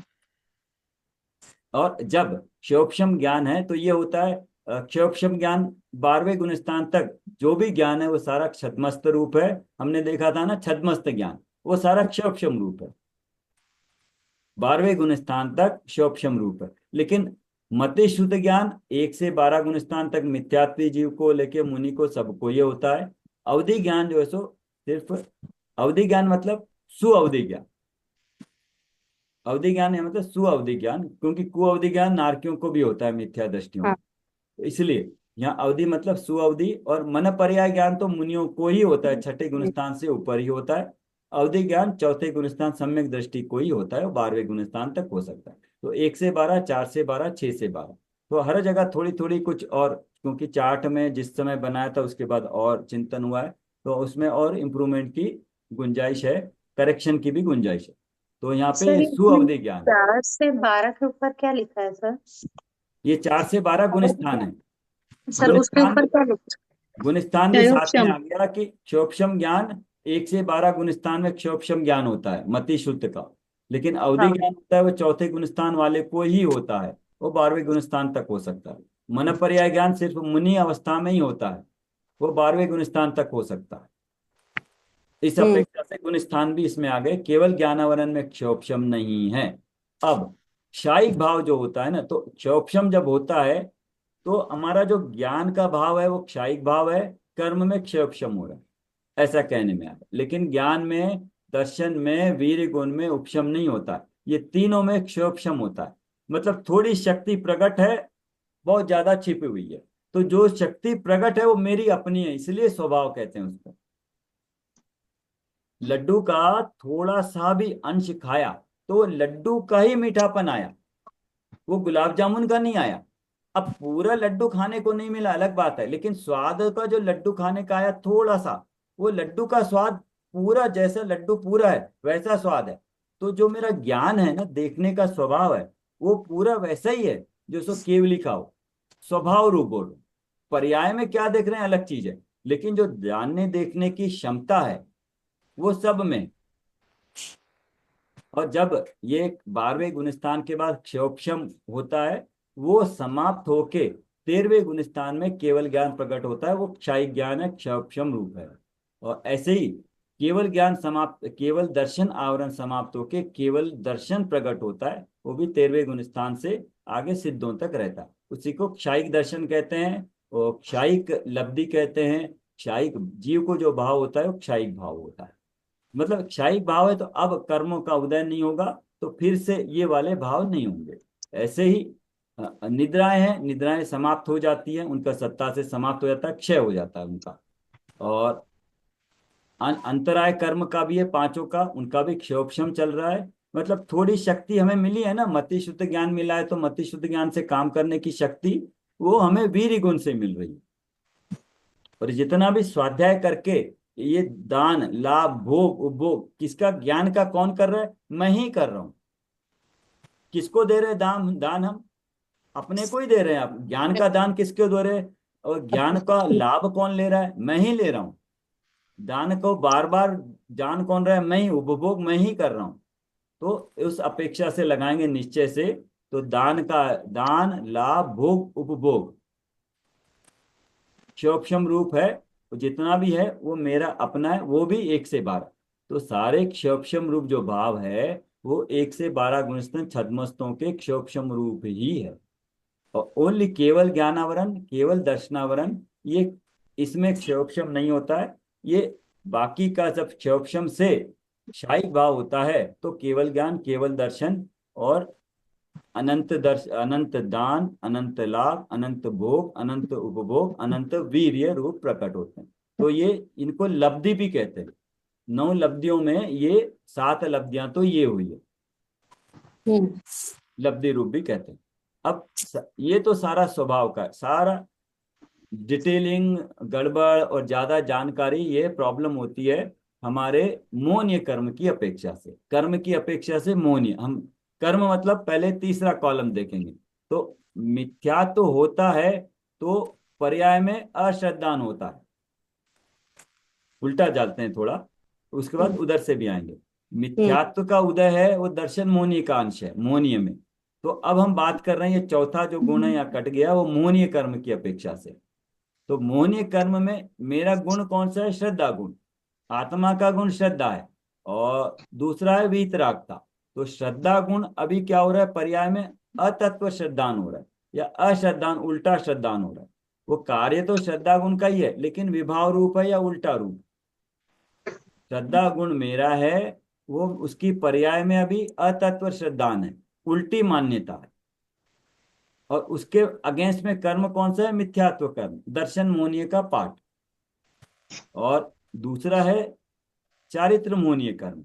चारित्र मोहनीय कर्म वो मेरे पर्याय में किस रूप में आता है? राग द्वेष रूप में करते हैं, कषायों के रूप में होता है, पर्याय कषाय रूप है। और वो किस गुण का घात करते हैं? मेरे वीतरागता। वीतरागता गुण मतलब जो राग द्वेष रहित है मेरा गुण है। राग द्वेष नहीं करना मेरा गुण है, लेकिन अभी वर्तमान में संसारी दशा में कषायों का उदय होने से, मोहनी चारित्र मोहनी कर्म के उदय से मैं कषाय करता हूं, तो मेरी वीतरागता का घात होता है। तो अभी ये दोनों क्या है? क्षोक्षम रूप नहीं है,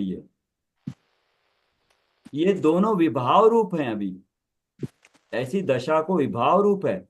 अब मैं, श्रद्धा नहीं है मेरे को तत्वों की, जैसी सर्वज्ञ ने बताई वैसी श्रद्धा नहीं है, और मैं राग द्वेष करता हूं, तो कहते हैं कि मेरा परिणमन हो रहा है, इन गुणों का विभाव रूप परिणमन हो रहा है।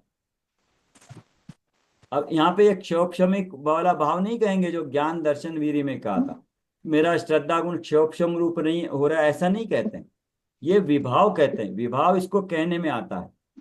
तो इसलिए जब भेद विज्ञान करते हैं तो विकारी भाव यहाँ पे है, इसमें और मेरे स्वभाव में भेद विज्ञान करते हैं। इसको समझेंगे तो भेद विज्ञान किसमें करना ये भी पता चलेगा। तो इसलिए यहाँ देखा होगा आपने, यहाँ लिखा है क्षयोपशम रूप है, ये तीनों क्षयोपशम रूप। ठीक है। अब कर्म में, हम कर्म से परिचित है, कर्म से आसानी से समझ में आएगा। तो प्रतिपक्षी कर्म कौन से हैं? राग द्वेष, जो मेरा गुण की पर्याय हो रही है, राग द्वेष रूप हो रही है। ठीक है। जो वीतरागी गुण है उसकी पर्याय विपरीत हो रही है। राग द्वेष रूप जो परिणमन है वो मेरे वीतरागता गुण का विभाव रूप परिणमन है, विकार रूप परिणमन हो रहा है। क्योंकि पर्याय है तो पर्याय का परिणमन होता है, और पर्याय है तो उसके अगेंस्ट में कोई कर्म भी होगा। तो उसके अगेंस्ट में कौन से कर्म है? 16 कषाय और 9 9 कषाय। कषाय। इस कषाय हैं उनके उदय के कारण मुझे राग द्वेष होता है। ठीक है। अब उसी के अंदर देख लीजिए, अब गुणस्थान की अपेक्षा देखेंगे, क्योंकि ये सारा राग द्वेष में, कषाय में काफी डिटेलिंग है। किस अपेक्षा से? कौन सी कषाय का उदय है, किसका अनुदय है। किस कषाय का अनुदय मतलब अभाव भी कह सकते हैं। तो वो हमने गुणस्थान पढ़ते वक्त देखा था। चौथा गुणस्थान, पहले गुणस्थान में क्या है? 25 का उदय है। अनुदय किसका, अभाव किसका? 0 का। चौथे गुणस्थान में अनुदय है अनंतानुबंधी का, उदय है अप्रत्याख्यान आदि 12 का। ये कहने में थोड़ा आता है, कहने में ऐसा आता है कि चौथे गुणस्थान में अनुदय अनंतानुबंधी का और उदय अप्रत्याख्यान का। मुख्यता की अपेक्षा से उदय तो इन 4 को छोड़ के सभी का है उदय। तो उस दिन हाँ लिखा था सर। ना हमने, 4 हाँ सर, लिखा था। 16 8 वो लिखा था, तो वहां हम्म। से वो और भी क्लियर होगा। तो यहाँ 12 का उदय है एक्चुअली। हाँ अप्रत्याख्यान सर। आदि, अप्रत्याख्यान प्रत्याख्यान संचलन सबका उदय। सबको समझ में आ रहा है किसी को? हाँ सर। हाँ सर। कौन कौन सुन रहा है बताना, अगर, क्योंकि आप जो लिखोगे बाद में तो कुछ जो करेक्शंस करने हैं फिर वो रह जाएंगे। सर ये उदय सर, अनुदय वाला एक बार वापस सर बोल। सबको म्यूट करने का बोल दीजिए ना। हाँ वो म्यूट करने का बोल दीजिए सर, एक एक बार। हाँ, नहीं पहले अभी पूछ लेता हूँ, अगर आप देख रहे हो तो थोड़ा सुन भी लेना, क्योंकि ये पुराना चार्ट है, उसमें पूरी बात भी नहीं है और थोड़े करेक्शंस भी है जो मैं बताता जा रहा हूँ अभी। हाँ इसलिए सर। आप सोचोगे बाद में नोट कर लेंगे, तो थोड़ा फिर नोट करते वक्त ध्यान रखना। और अभी समझ में आ रहा है तो भी बताना फिर, या नहीं समझ में आ रहा है तो रुक के अनम्यूट करके पूछ लेना। तो फिर वापस म्यूट कर लेना। सर एक डाउट, जैसे अभी आप बोले थे चौथे गुणस्थान में अभी हम अभी पहुंचे नहीं, रुकिएगा रुकिएगा। और ये आप को आता है संगीता जी, राखी जी, प्रियंका जी, आपने ये बनाया हुआ है चार्ट गुणस्थान के वक्त, है ना? हाँ। तो उसी उसी वक्त ये बनाया था मैंने भी। तो अभी ये चौथे गुणस्थान में अनंतानुबंधी का अभाव है, लेकिन उदय किसका है? बाकी सबका है, लेकिन कहने में आता है कि अप्रत्याख्यान का उदय है, कहने की अपेक्षा, लेकिन वाकई में सबका उदय होता है। पहले गुणस्थान में कितनी कषाय का उदय होता है? 25 का। तो चौथे गुणस्थान में सिर्फ एक का अभाव हुआ, अनंतानुबंधी का। अभाव और अनुदय ये वर्ड्स यूज करना, क्षय यूज नहीं करना। क्षय का मीनिंग अलग होता है, और अभाव का मतलब अभी नहीं है। अभी 5वें गुणस्थान में गए तो अनंतानुबंधी नहीं है, लेकिन जब चौथे में आएगा, मतलब सत्ता में ही नहीं होती, वो सत्ता में बदल है जाती है, मतलब। वो अप्रत्याख्यान में बदल जाती है। लेकिन जैसे ही चौथे गुणस्थान में आया, वो वहां से टूट के अनंतानुबंधी अपना फिर आ जाती है। वो क्षय करने से फिर आ नहीं पाती है। अभाव और अनुदय का एक मीनिंग है, और क्षय करने का कहने का मीनिंग अलग है। क्षय मतलब सत्ता से नाश हो जाना, ये अभी सत्ता से नाश नहीं होती है। तभी तो 11वें गुणस्थान वाला भी पहले गुणस्थान में आए तो अनंतानुबंधी का उदय होता है उसको, वो फिर से बन जाती है। अनंतानुबंधी का इतना असर है, वो जब तक क्षय नहीं हो ना, तब तक वो दूसरे के मिल भी जाएगी, फिर अलग भी होके उदय में आ सकती है वो। तो ये उदय अनुदय का, अनुदय है चौथे में अनंतानुबंधी का, उदय है अप्रत्याख्यान का। 5वें में अप्रत्याख्यान का अनुदय है, उदय है प्रत्याख्यान आदि का। और छठे में प्रत्याख्यान का उदय है, और अनुदय है, और उदय है संज्वलन का। अब यही सेम चलेगा 7, 8, 9, 10 तक। 10 तक मतलब 6 में है संज्वलन का तीव्र उदय, 7 में है मंद उदय, और 8 में है मंदतर, 9 में है मंदतम, और 10 में है सिर्फ सूक्ष्म लोभपा का उदय। बाकी किसी का भी उदय नहीं, एक ही लोभ का, वो भी सूक्ष्म रूप में उदय में आ रही है। तो बाकी सारी सारी जो 25 कषाएं हैं, उसमें से 24 यहाँ पे 9वें गुणस्थान में नहीं है उदय उनका। सिर्फ 10 में 10वें गुणस्थान में सूक्ष्म लोभ एका ही उदय, बाकी यहाँ नहीं। ठीक है, तो ये 25 कषायों का उदय अनुदय इस प्रकार है, गुण स्थान अनुसार होता है। क्लियर। और अब इधर आ जाइए, अब औपशमिक के बारे में। औपशमिक किसमें होता है? औपशमिक किसमें के बारे में सुना है आपने सब, पढ़ा है? ज्ञान दर्शन वीर्य में उपशम नहीं होता है, इसमें मिथ्यात्व में उपशम होता है, तब कर्म में उपशम होता है। तो जो गुण होता है श्रद्धा गुण, उसको औपशमिक सम्यक्त कहते हैं। जो श्रद्धा होती है वो औपशमिक सम्यक्त रूप होती है। कर्मों का दबना होता है, तो मेरा औपशमिक सम्यक्त श्रद्धा गुण प्रकट होता है। वो होता है 4 से 7 गुण स्थान में कहीं भी हो सकता है। 4 में भी हो सकता है, 5 में भी हो सकता है, 7वें गुण स्थान में भी हो सकता है। औपशमिक सम्यक्त, वो चार्ट में देखा होगा विनीता जी, पहले गुण स्थान मिथ्या दृष्टि, औपशमिक सम्यक्त तो 4थे गुण स्थान में भी कर सकता है, 5वें में भी डायरेक्टली कर सकता है, और 7वें मुनि दशा में भी कर सकता है। जो 4 से 7 किसी भी गुण स्थान में औपशमिक सम्यक्त तो हो सकता है। और यहाँ स्टार लगाया है, औपशमिक सम्यक्त 5 लब्धि पूर्वक होता है। 5 लब्धियां होती है उपशम सम्यक्त होने से पहले। अब ये सारा विषय कहाँ से आया? ये सारा करना नियोग बताता है। ये सारा, ये द्रव्यानुयोग में इसका विषय नहीं है, ज्यादा डिटेल में होगा अभी तो 5 करण कहेगा, लेकिन इनका सारा डिटेल करना नियोग में आएगा। तो इसलिए करना नियोग पढ़ने से विशेष जानकारी होती है।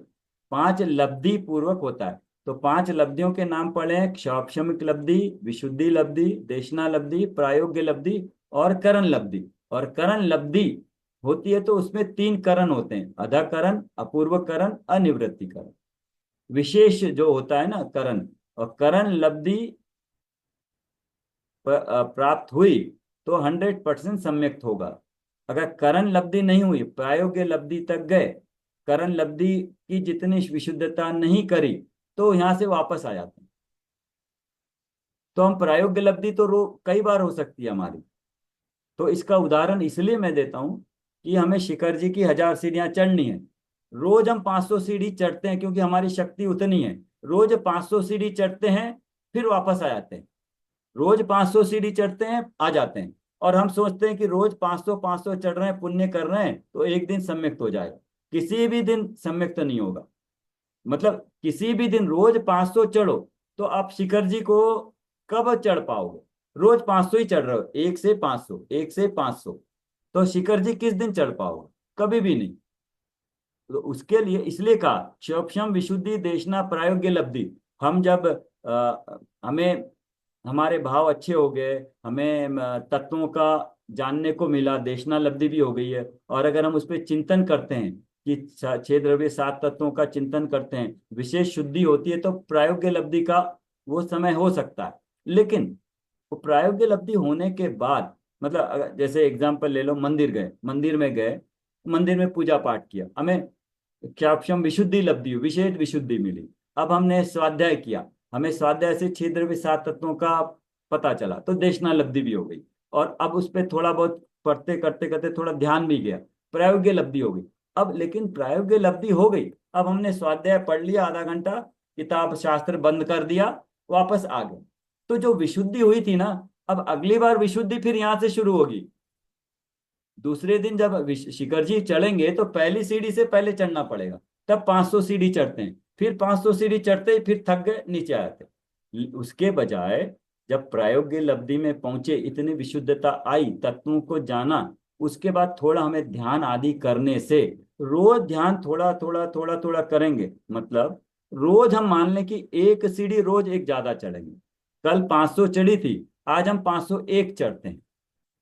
ऐसे अब आज 501 चढ़ी थी, कल 502 चढ़ते हैं। रोज एक ही सीढ़ी चढ़ेंगे, ज्यादा नहीं चढ़ेंगे, लेकिन कुछ ना कुछ प्रोग्रेस करेंगे तो कि कभी ना कभी तो हम पहुंचेंगे ना शिखर जी। कभी ना कभी तो 1000 सीढ़ी का नंबर आएगा ना।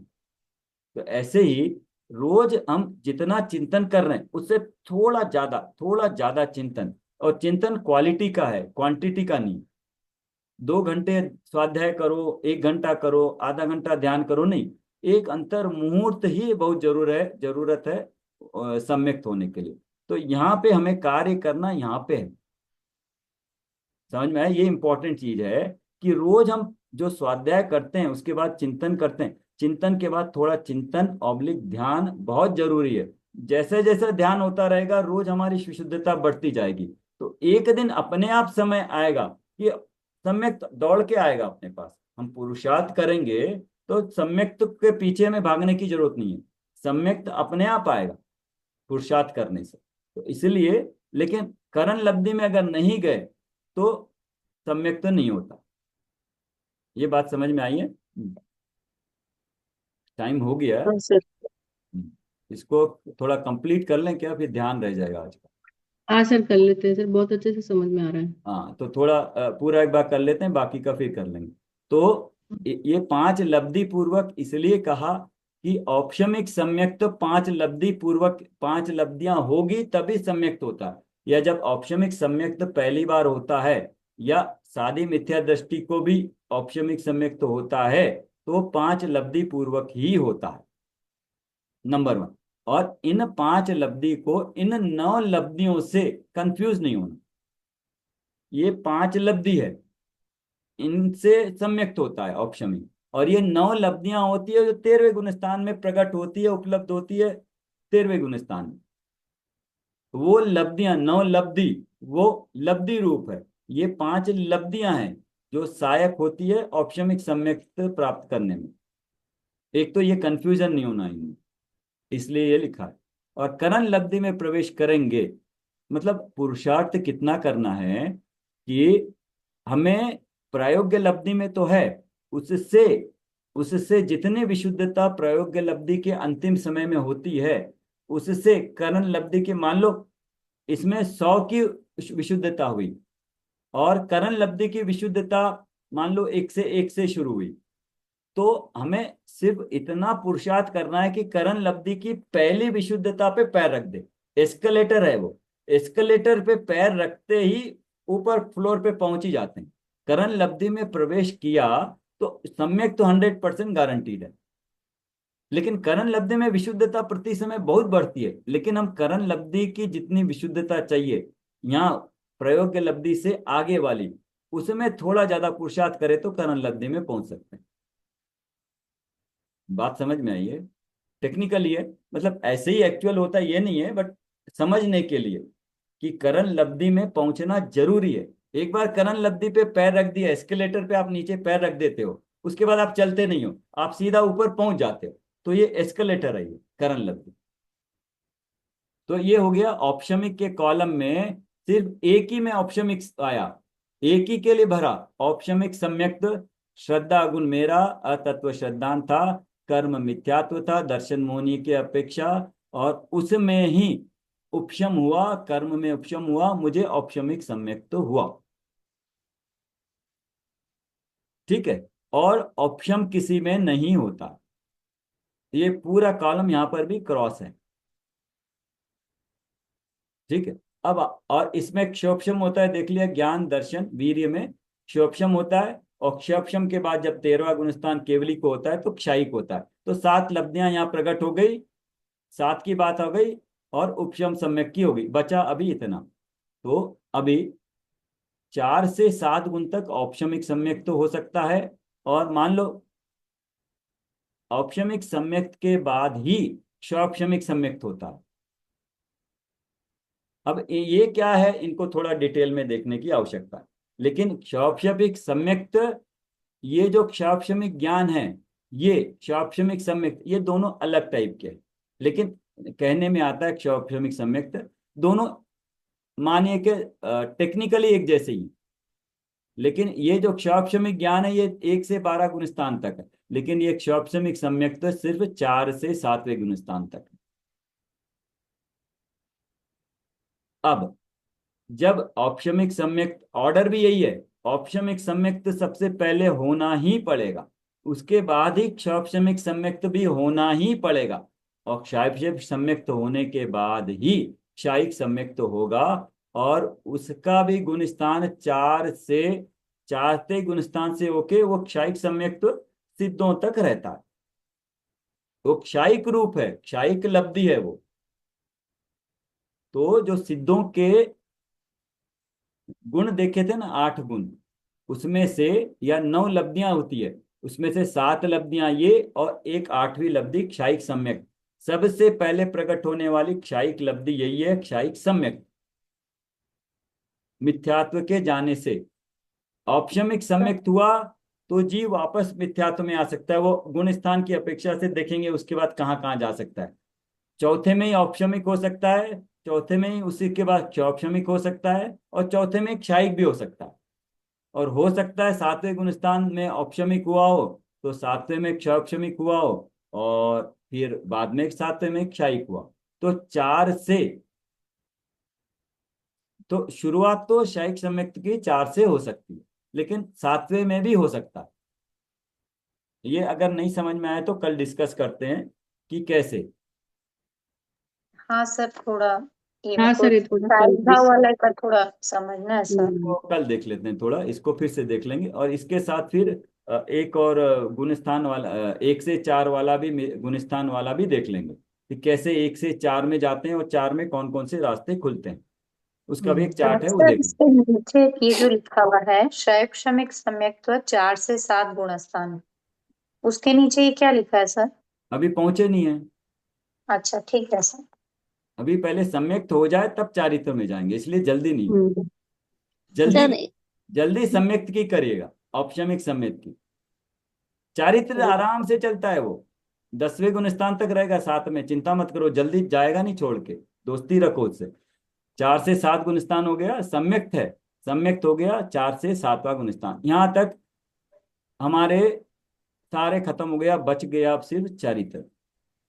चारित्र था, राग द्वेष रूप था, कषायें थी, और गुणस्थान की अपेक्षा से किसका उदय अनुदय ये भी देख लिया। इसमें 9 कषाय का नहीं कंसीडर किया, वो अलग से है। मेन 16 कषायों का लिया है, 9 कषायों का भी ऐसा डिटेल है। अब चारित्र का उपशम नहीं होता, उसमें क्षोपशम होता है। क्या? जब जब चौथे गुण स्थान में जो प्रकट हुआ, सम्यक प्रकट हुआ, तो क्या उस वक्त चारित्र भी प्रकट हुआ? तो उसमें कहने की अपेक्षा से अलग अलग आता है। अनंतानुबंधी चूंकि चारित्र की पाठ है, तो कहते हैं अनंतानुबंधी गई तो चारित्र स्वरूप आचरण चारित्र भी प्रकट हुआ, ये ऐसा भी कहने में आता। लेकिन हाँ, जो चारित्र है वो चारित्र एक्चुअली देश चारित्र से शुरू होता है, क्योंकि जो सम्यक दृष्टि है ना उसको अवरति कहते हैं। अवरति मतलब चारित्र नहीं है गुणस्थान की अपेक्षा से। लेकिन दूसरी अपेक्षा ये है कि कषाय गई ना चौथे गुणस्थान में, तो अष्टपाउल में कहता है ना स्वरूप आचरण चारित्र प्रकट हुआ। तो ये इसकी इसकी थोड़ी सूक्ष्मता है, ध्यान रखना। लेकिन जो चारित्र 5वें गुणस्थान में प्रकट होता है, व्रत लेने से जो होता है ना देश चारित्र, तो चारित्र का क्षोक्षम वो है, चारित्र का क्षोक्षम वहां से शुरू होता है, वो 10वें गुणस्थान तक क्षोक्षम रूप चारित्र होता है।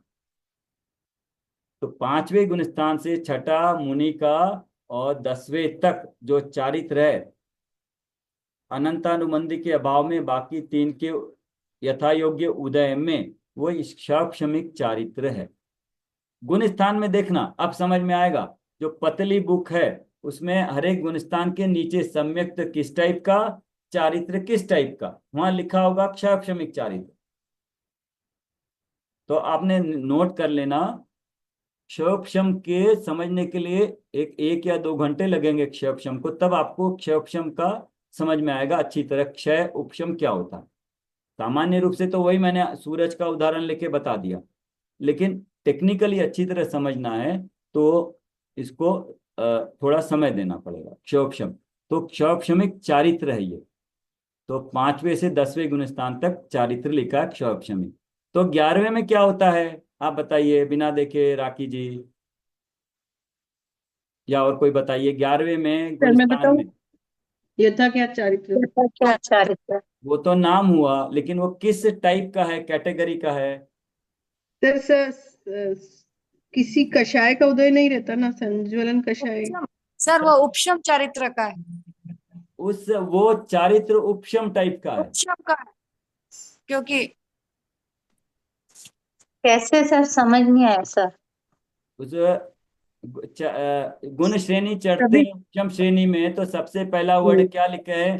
21 प्रकृतियों का उपशम करने के लिए जीव उपशम श्रेणी चढ़ने का पुरुषार्थ करता है, ऐसा लिखा है ना। हाँ। तो वहां पर उपशम का मतलब क्या है अभी? तभी दबाना। कषाय सर, तभी भी है। हाँ, तो मतलब 10वें गुणस्थान तक सूक्ष्म लोभ का उदय है। तो 8वें से दबाते आया, एक एक को दबाना, मतलब उनको हम्म, सिंपल लैंग्वेज में, बहुत सिंपल, सत्ता में है। उनको साइड में जैसे, बैठा दिया सर।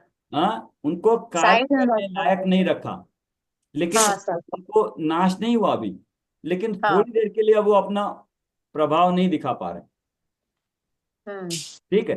तो 11वें गुण स्थान में चारित्र का, चारित्र मतलब 21 कषायों का, 25 में से 21, तो चार कौन सी नहीं है?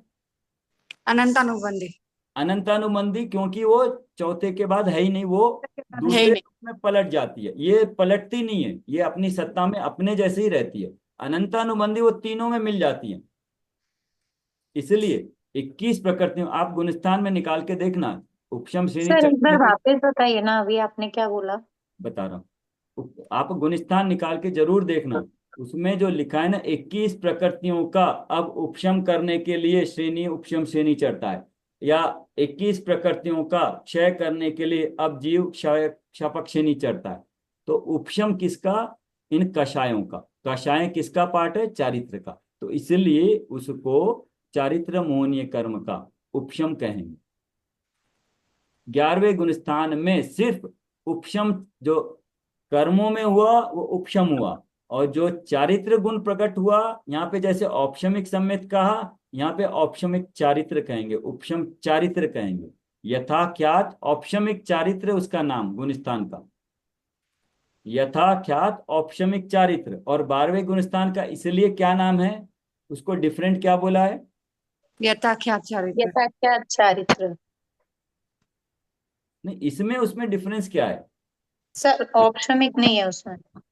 तो औपशमिक की जगह क्या है? मतलब शाही। शाही हो जाएगा। शायिक। शाही हो गया। शाही है। यथाख्यात औपशमिक चारित्र यहाँ है, तो वहां पर यथाख्यात क्षायिक चारित्र है। हम्म। समझ में आया? जी सर। तो 11वें गुणस्थान में उपशम हुआ है। कषायों को, 21 कषायों, 21 चारित्र मोनि की प्रकृतियों को उपशम दबा के रखा है।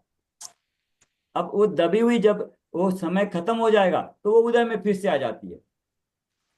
नाश नहीं हुआ ना, सिर्फ थोड़ी देर के लिए बेहोशी की दवा पी ली थी, बेहोशी का दवाई का टाइम खत्म, इफेक्ट खत्म, फिर से कार्य करना शुरू कर देती है। तो कार्य करती है तो फिर से गुण, वो गुणस्थान नीचे गिरता चला जाता है।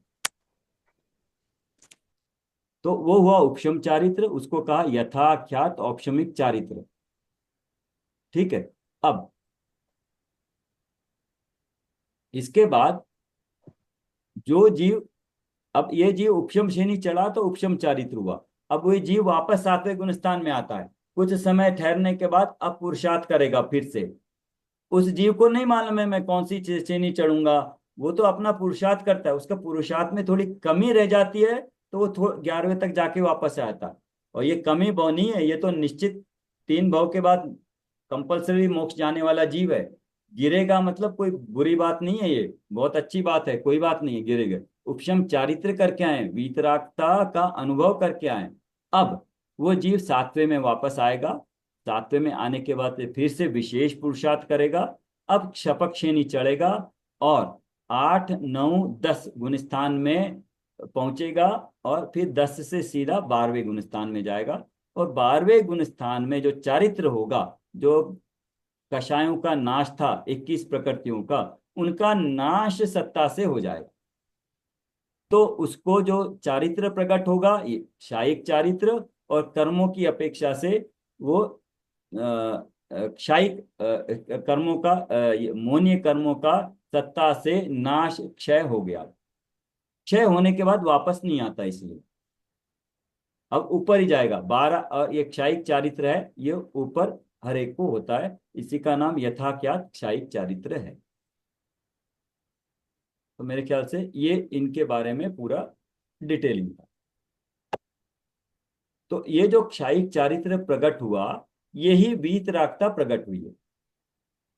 क्षायिक चारित्र मतलब राग, चारित्र मतलब अचारित्र जो था, या अचारित्र रूप था, राग द्वेष था, वो क्या थी?